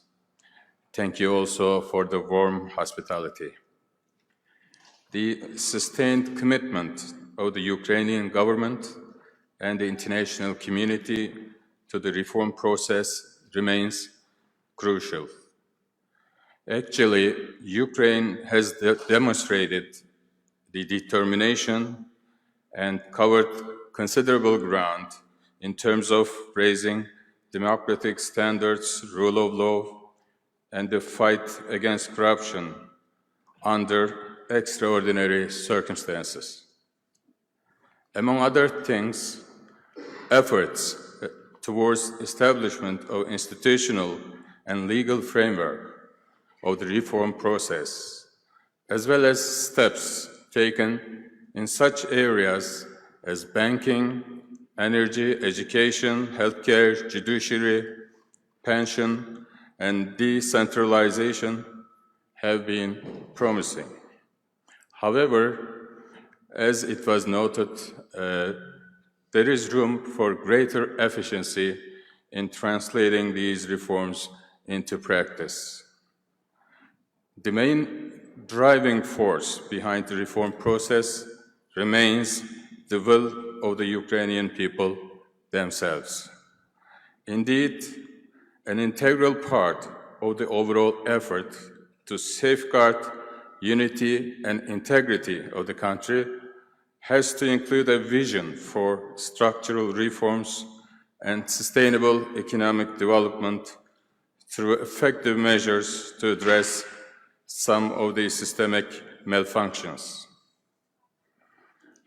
Distinguished participants, Turkey is a staunch friend, neighbor, and strategic partner of Ukraine, will continue to stand by Ukraine when it comes to the preservation of its security, sovereignty, and territorial integrity. We know that comprehensive reforms are never easy. It requires multidimensional and concerted efforts based on lessons learned and best practices elsewhere. We, as Turkey, are therefore ready to share our experience and know-how in various areas. In fact, what Turkey has been doing so far, including through technical assistance programs and contributing to infrastructure projects, is a testimony to what we are willing to do in the future. While concluding, I would like to take this opportunity to wish the best for Ukraine and the friendly Ukrainian people for the upcoming elections on July 21st. We hope that the election results would be instrumental in advancing the reform process in a re-energized manner. Thank you for your attention. Vice President for Policy and Partnership of the European Bank for Reconstruction and Development.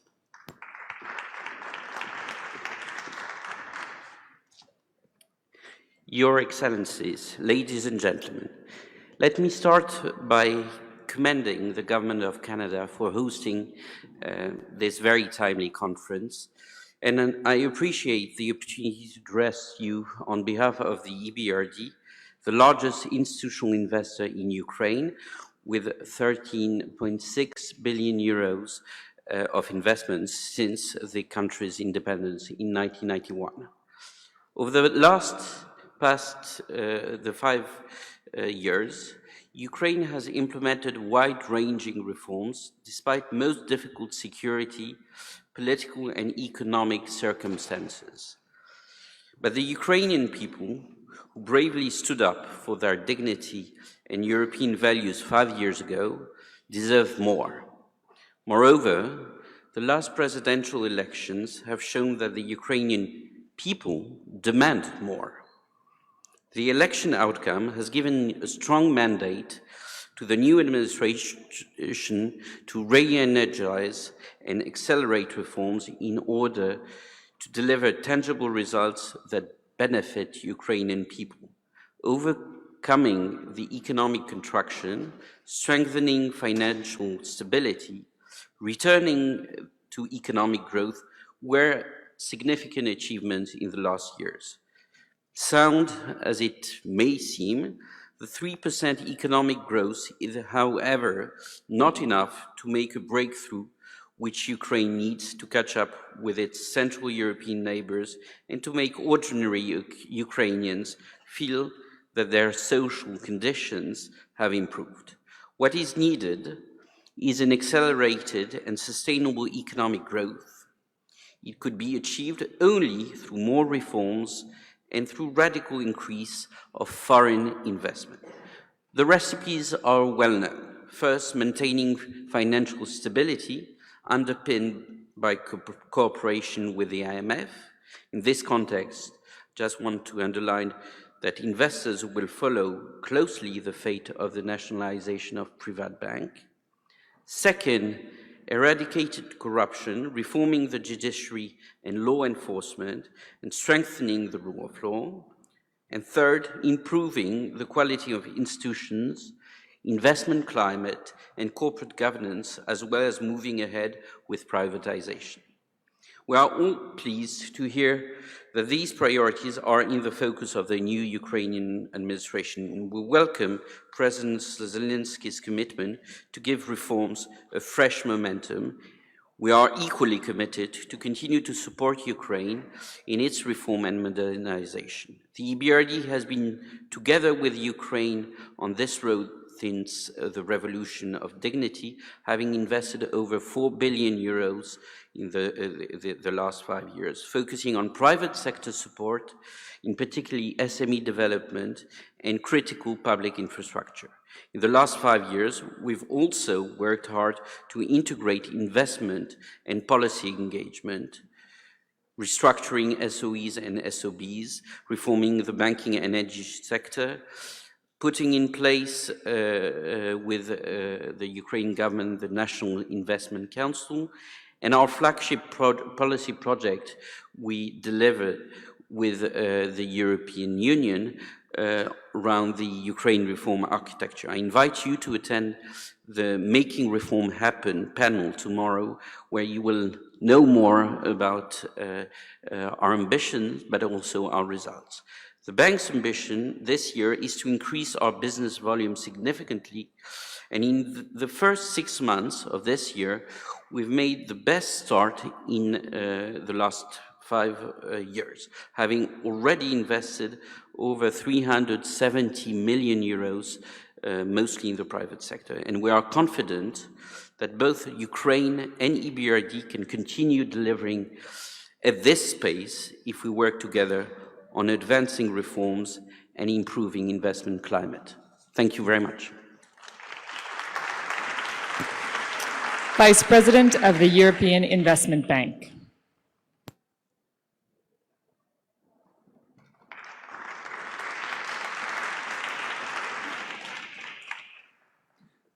Good afternoon, ladies and gentlemen. I know it's been a long day, but hopefully we'll survive a few more speeches.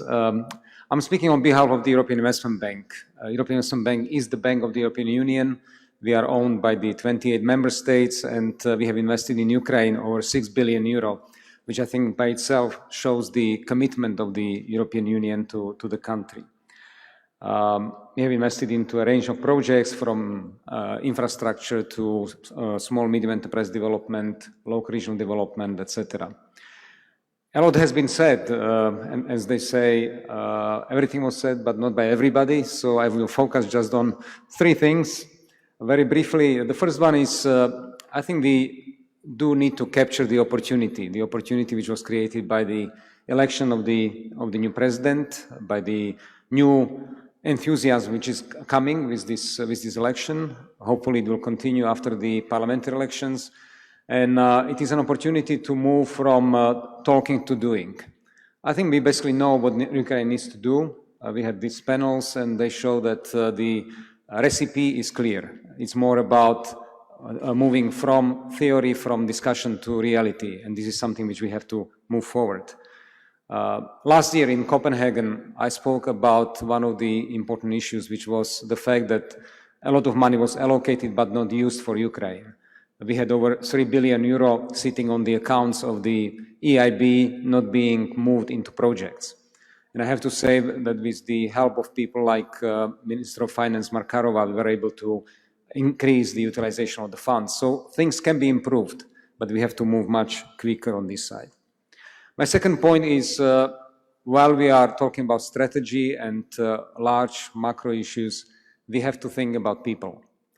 Because at the end of the day, the people are those who decide.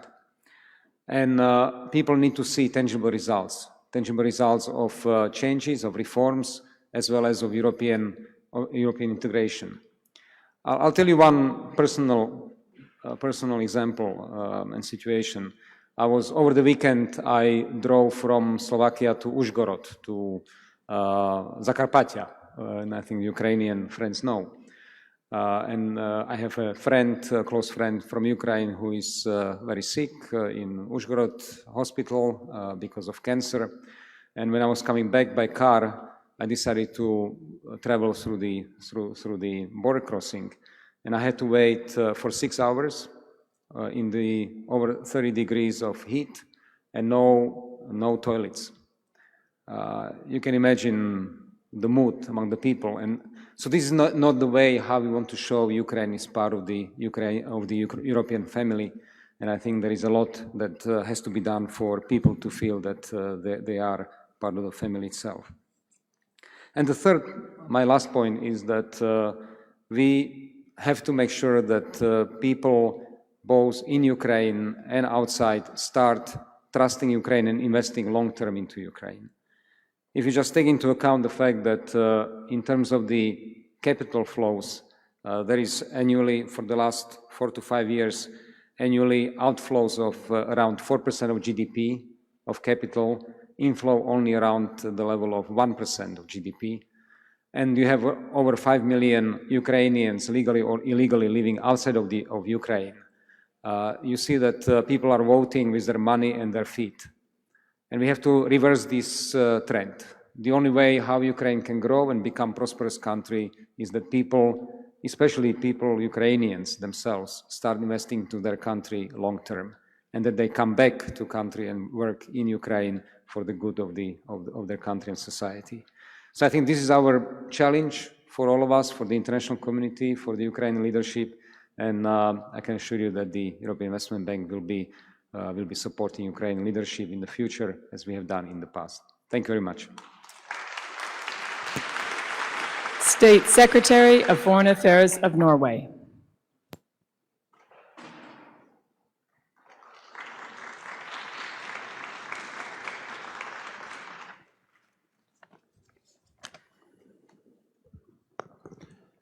Excellencies, friends from Ukraine and friends of Ukraine. As evidenced in the discussions here today, 2019 is a year of significant political change in Ukraine. Together with its partners, Ukraine must take this opportunity to move quickly ahead on reform and Euro-Atlantic integration. Norway remains a committed friend and partner, and we will continue to stand by you politically and economically. We strongly support Ukrainian sovereignty and territorial integrity and will continue to implement restrictive measures against Russia. For Norway, energy is a natural focus area of our cooperation. Energy sector reform is a priority, for instance, through cooperation with Naftogaz and Ukrenergo on corporate governance. We also support energy efficiency and hydropower reform. Ukraine has implemented significant reforms in the recent years. And you know what? These reforms are working. The reforms have triggered huge Norwegian investments in solar and wind power projects. These projects have a total capacity of 1,200 megawatts, and the planned investments amount to 1.5 billion euros. However, the future potential is even bigger. To tap into the potential business opportunities in Ukraine, predictability, transparency, and zero tolerance for corruption will be essential. And for this to be a reality, freedom of expression and safety for journalists and civil society activists is a prerequisite.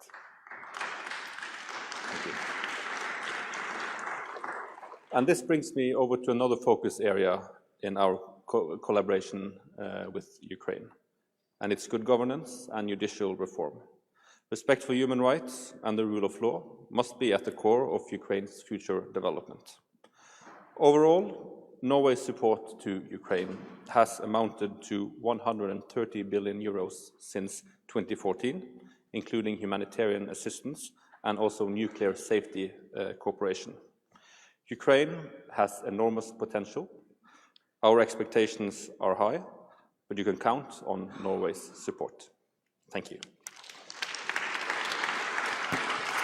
President of the Ukrainian Président du Congrès mondial.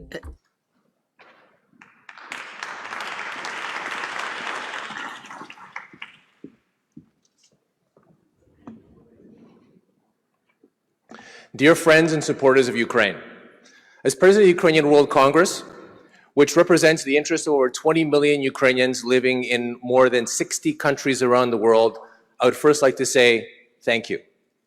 You have made significant contributions in helping Ukraine become a truly democratic state, defending its citizens against Russia's military aggression, and helping the Ukrainian people break with their Soviet past.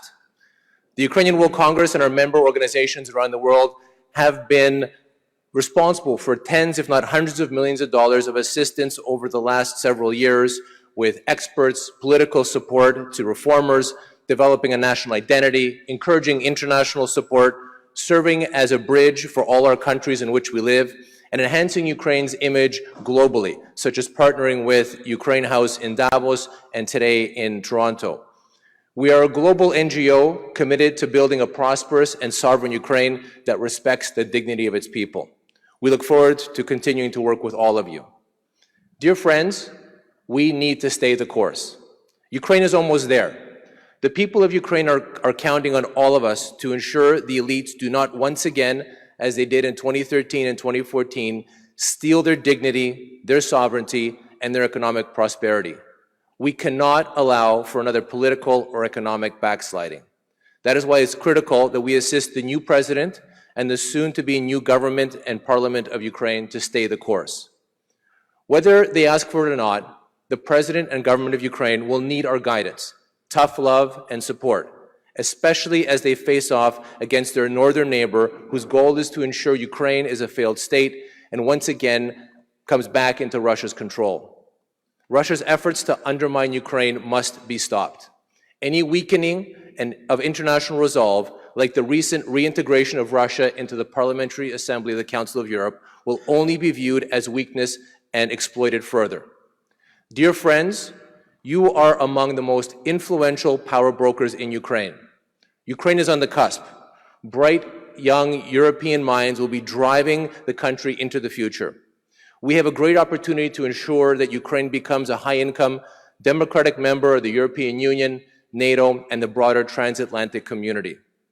I fully expect that we'll be gathering within the next decade to celebrate Ukraine's success and talk about how together we helped make it possible. Thank you, and Slava Ukraini. The government of Germany's special envoy for the Ukraine reform agenda.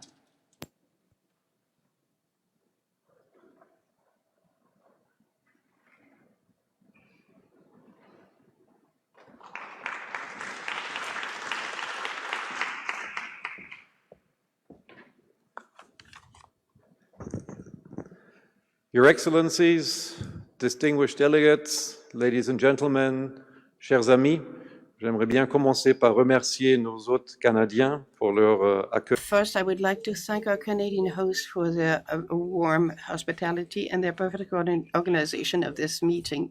Thank you very much. As the European Union as a whole and many other fellow countries have pledged their economic and development support to Ukraine, not least to encourage comprehensive reform in this country, which is so close to our hearts. Since 2014, our cooperation for Ukraine, bilaterally and through the European Union, has reached more than 3.2 billion euro, and with around 110 million euro Germany is the biggest bilateral donor in humanitarian aid to the country. We welcome the progress that has been achieved in the reforms since 2014. A lot has been done, and we commend the brave men and women who have done this under extremely difficult circumstances. The achievements value double.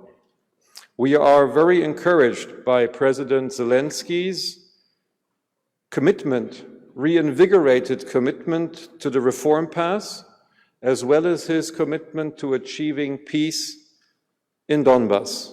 And we remain fully engaged in supporting the priorities of the new Ukrainian leadership.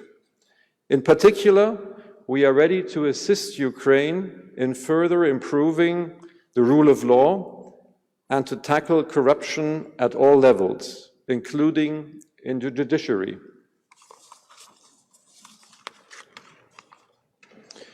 It is also key in our view to improve democratic structures, open the space of a free society, protect journalists and civil society activists.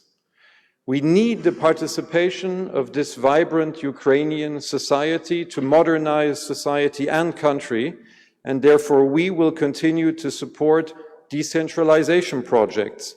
Our envoy, former Prime Minister Georg Milbrat, who is at this conference at least, I don't know whether he is in this room, stands ready to continue his important work on decentralization and good governance, also with a view of the upcoming local elections in 2020.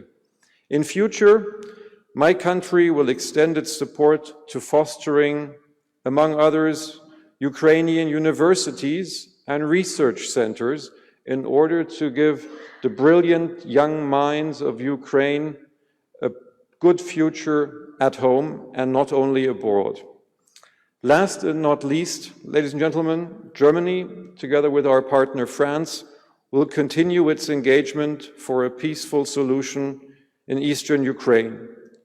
We are encouraged by President Zelensky's bold commitment to this goal and Ukraine's recent efforts, such as the disengagement in Sanitska Lugansk.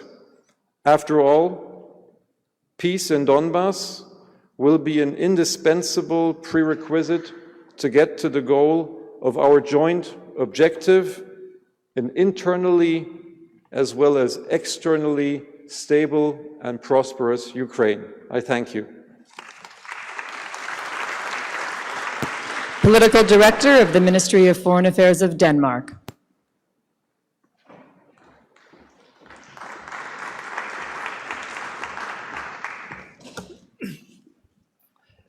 Ministers, ladies and gentlemen, due to last-minute changes, our newly appointed Foreign Minister, Jeppe Kofod, unfortunately had to change his plans.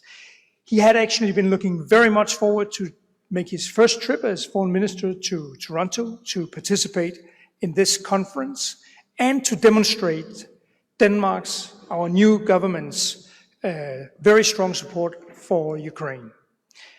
From the very beginning of the conflict in and around Ukraine, Denmark has been standing shoulder by shoulder with the people of Ukraine. We continue to be steadfast in our support to Ukraine's independence and territorial integrity.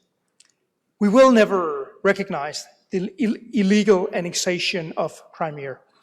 And we continue to call on Russia to release the 24 innocent Ukrainian seamen who remain imprisoned for more than 7 months.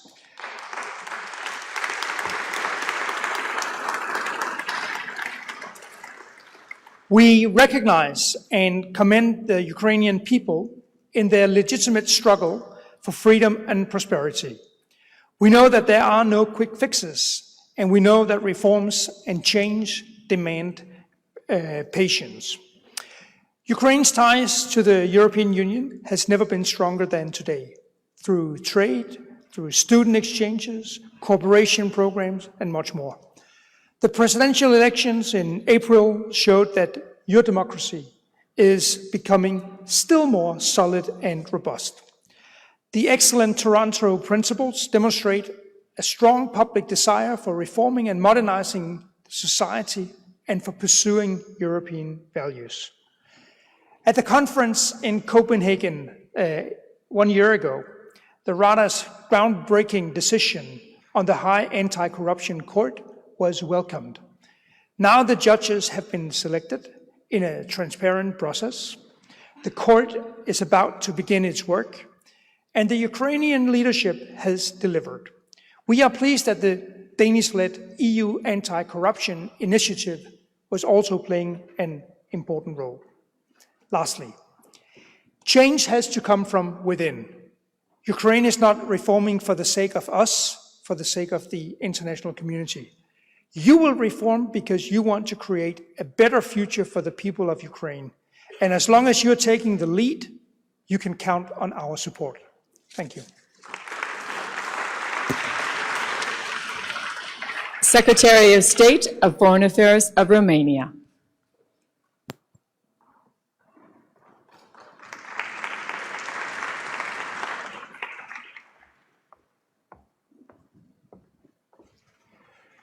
Ladies and gentlemen, let me start by thanking the Canadian government for bringing together so many friends of Ukraine that are engaged in partnership with the Ukrainian leadership with the objective of modernizing Ukraine and of increasing the standard of living of the Ukrainian citizens.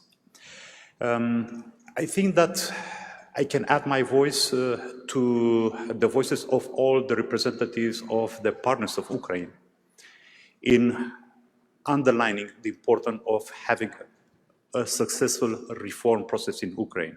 So I'm not going to repeat the messages that the previous speakers have delivered to our Ukrainian partners and just subscribe to them. And I will limit my intervention to making 4 points. First, we should highlight the central role of the association agreement with the European Union, including the DCFTA, whose potential must be harnessed to the end. We must also take into consideration the macro-financial assistance program and the discussion on the new support to the civil society and the fight against corruption. We welcome the efforts towards further sectorial integration with the European Union, building on the positive results obtained by Ukraine so far that should be extensively brought to the knowledge of the Ukrainian population. Second, the reform should be centered on citizens, and effective implementation of reforms is essential to meet their demands. The approaches must be inclusive and benefit all Ukrainian citizens, which in turn will bring cohesion and enhance societal resilience. We cannot but emphasize the importance of the investment in human capital to build the necessary skills through a qualitative educational system. More chances, not less, should be provided to any Ukrainian student, irrespective of ethnicity and mother tongue. We are all aware of the difficulties of the transformation process and the boldness required to make decisions to overcome them, but the results will be more sustainable if the population is continuously engaged. Different layers of the Ukrainian society, including the persons belonging to national minorities, need to be consulted on the projected results and the best ways to achieve them. Third, notwithstanding financial constraints, investing in infrastructure is critical for future growth. As a neighboring country, Romania expects that the opportunities for physical connectivity provided through EU's operational cross-border cooperation programs will be fully used by our Ukrainian partners. Fourth, delivering on development priorities requires effective state institutions. Besides efficient market institutions, a transparent and accountable state is the cornerstone of development. And let me end by reiterating Romania's strong support for Ukraine's independence, sovereignty, and territorial integrity. Thank you very much for your kind attention. Country Manager for Ukraine of the Organization for Economic Cooperation and Development.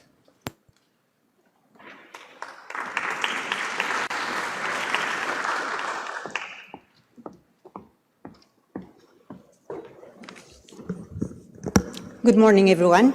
Thank you very much for the invitation to the Ukrainian government and the Ukrainian colleagues and the Toronto, of course, city and the Canadian host, which has been very warmly today. In March 2014, OECD members agreed to respond positively to Ukraine's request to further strengthen cooperation in order to shape and implement long-awaited reforms that led to the Maidan Revolution. I am very pleased to see today 31 of our 36 member countries sitting in this table today. Our partnership with Ukraine goes beyond policy advice and encompasses capacity building, adhering to selected OECD instruments, and as well as participation in selected OECD committees in order to strengthen institutional capacities and anchor the reform process. Despite the electorate frustration with the pace of reform, recognize that a lot has been achieved since 2014, from economic recovery to decentralization. However, much remains to be done, particularly to curb corruption, improve governance, and enhance business investment climate. Both the fiscal and the state-owned enterprise sector reforms should be pursued in line with international standards to demonstrate Ukraine's commitment towards a true transformation. Better coordination at all levels of government will be essential if Ukraine is to make decentralization work. And the energy sector, one of the most strategically important and one of the riskiest in terms of corruption, badly needs further reform. In all these areas, the OECD is offering guidance and monitoring implementation of recommendations. We heard earlier today Minister Markarova referring to the Tax Inspectors Without Borders program, and Ukraine is also participating in BEPS, the Base Erosion and Profit Shifting program. For instance, and with the help of Norway, you heard it earlier, we're currently reviewing the corporate governance reform of two of the largest SOEs in Ukraine, Naftogaz and Ukrenergo, and benchmarking them in line with our guidelines for corporate governance. We're working hand in hand with the Ukrainian government to ensure policy relevance and sustainability in the reform process. The OECD has a long history of supporting transition in countries of Central and Eastern Europe. Many are today successful and prosperous democracies, and some of them OECD members. Ukraine could follow the example, but delivery should be such that people can perceive the difference in their day-to-day lives. A dividend, as Minister Wallström mentioned earlier today. We and our members encourage Ukraine to pursue the path of reform and reiterate our continued support as the country seeks to build the foundations for enduring and inclusive prosperity. Together, we can build a stronger Ukraine. Thank you. State Secretary of Foreign Affairs of Slovenia.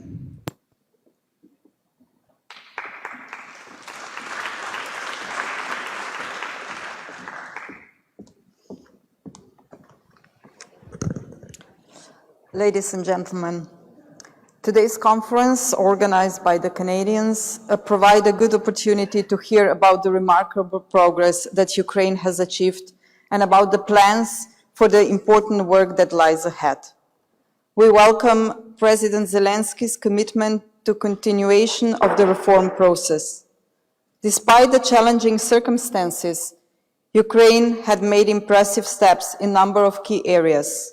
Nevertheless, in order to fully achieve a resilient, prosperous, and a well-functioning democracy that Ukrainian citizens have called for, continued work is needed. We would like to underline the importance of accelerating the reform efforts, particularly in justice, fight against corruption, and the rule of law. It is crucial to ensure genuine, independent, and effective anti-corruption judicial and law enforcement institutions, a vibrant civil society, independent media, and a stable business and investment climate play an important role in the reform process. We encourage Ukraine to take the necessary measures to provide a pluralist, independent, and accessible media landscape, as well as appropriate protection of civil society activists. Allow me to take this ladies and gentlemen, to reiterate Slovenia's firm support for a democratic and European-oriented Ukraine with its internationally recognized borders. We will continue our efforts to alleviate human suffering, particularly with the medical and psychosocial rehabilitation of the children from the conflict areas. We are ready to cooperate with Ukraine in humanitarian demining when the conditions allow. Slovenia will remain an active supporter of the reform efforts and will continue to provide our expertise, in particular in the areas of public administration, decentralization, and fight against corruption.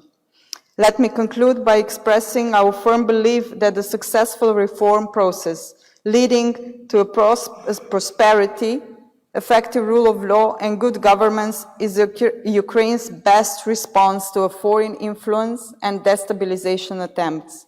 With this in mind, we hope that Ukraine will remain ambitious in its reform agenda and steadily moving toward a resilient, prosperous, and democratic society. Thank you. State Secretary of Political Affairs, Ministry of Foreign and European Affairs of Croatia.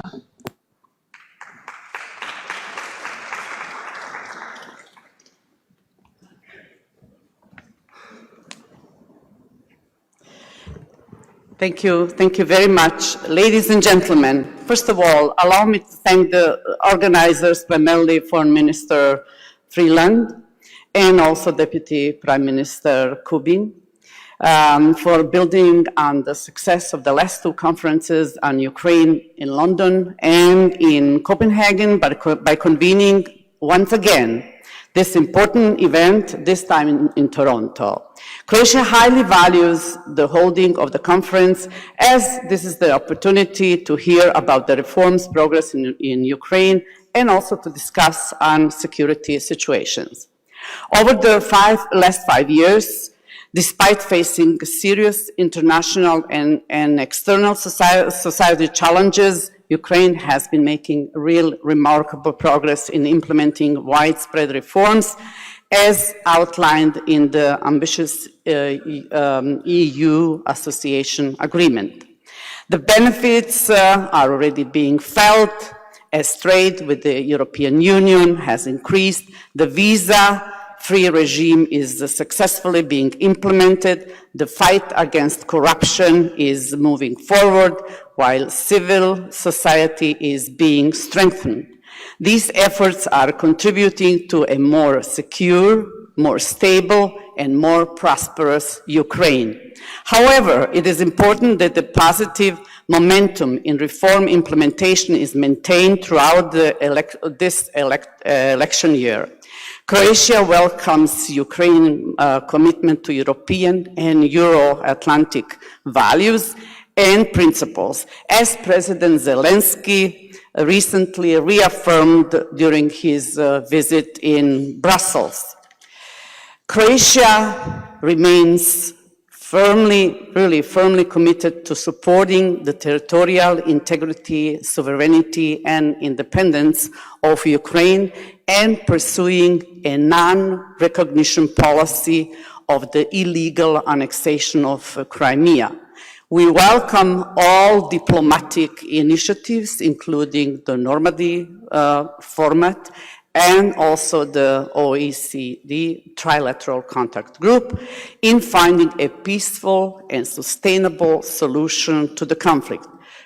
Croatia is a real friend to Ukraine, and we are continuously working on providing aid in order to help alleviate the difficulties that Ukraine is dealing with because of the conflict. To conclude, I would like to emphasize that the commitment to implementing widespread reforms is the best way to counter potential threats while building a resilient and stable society. This is a difficult process that takes time. Croatia knows this very well. We understand you, Ukraine. We very much appreciate your efforts and we will always continue to stand by and support you. Thank you.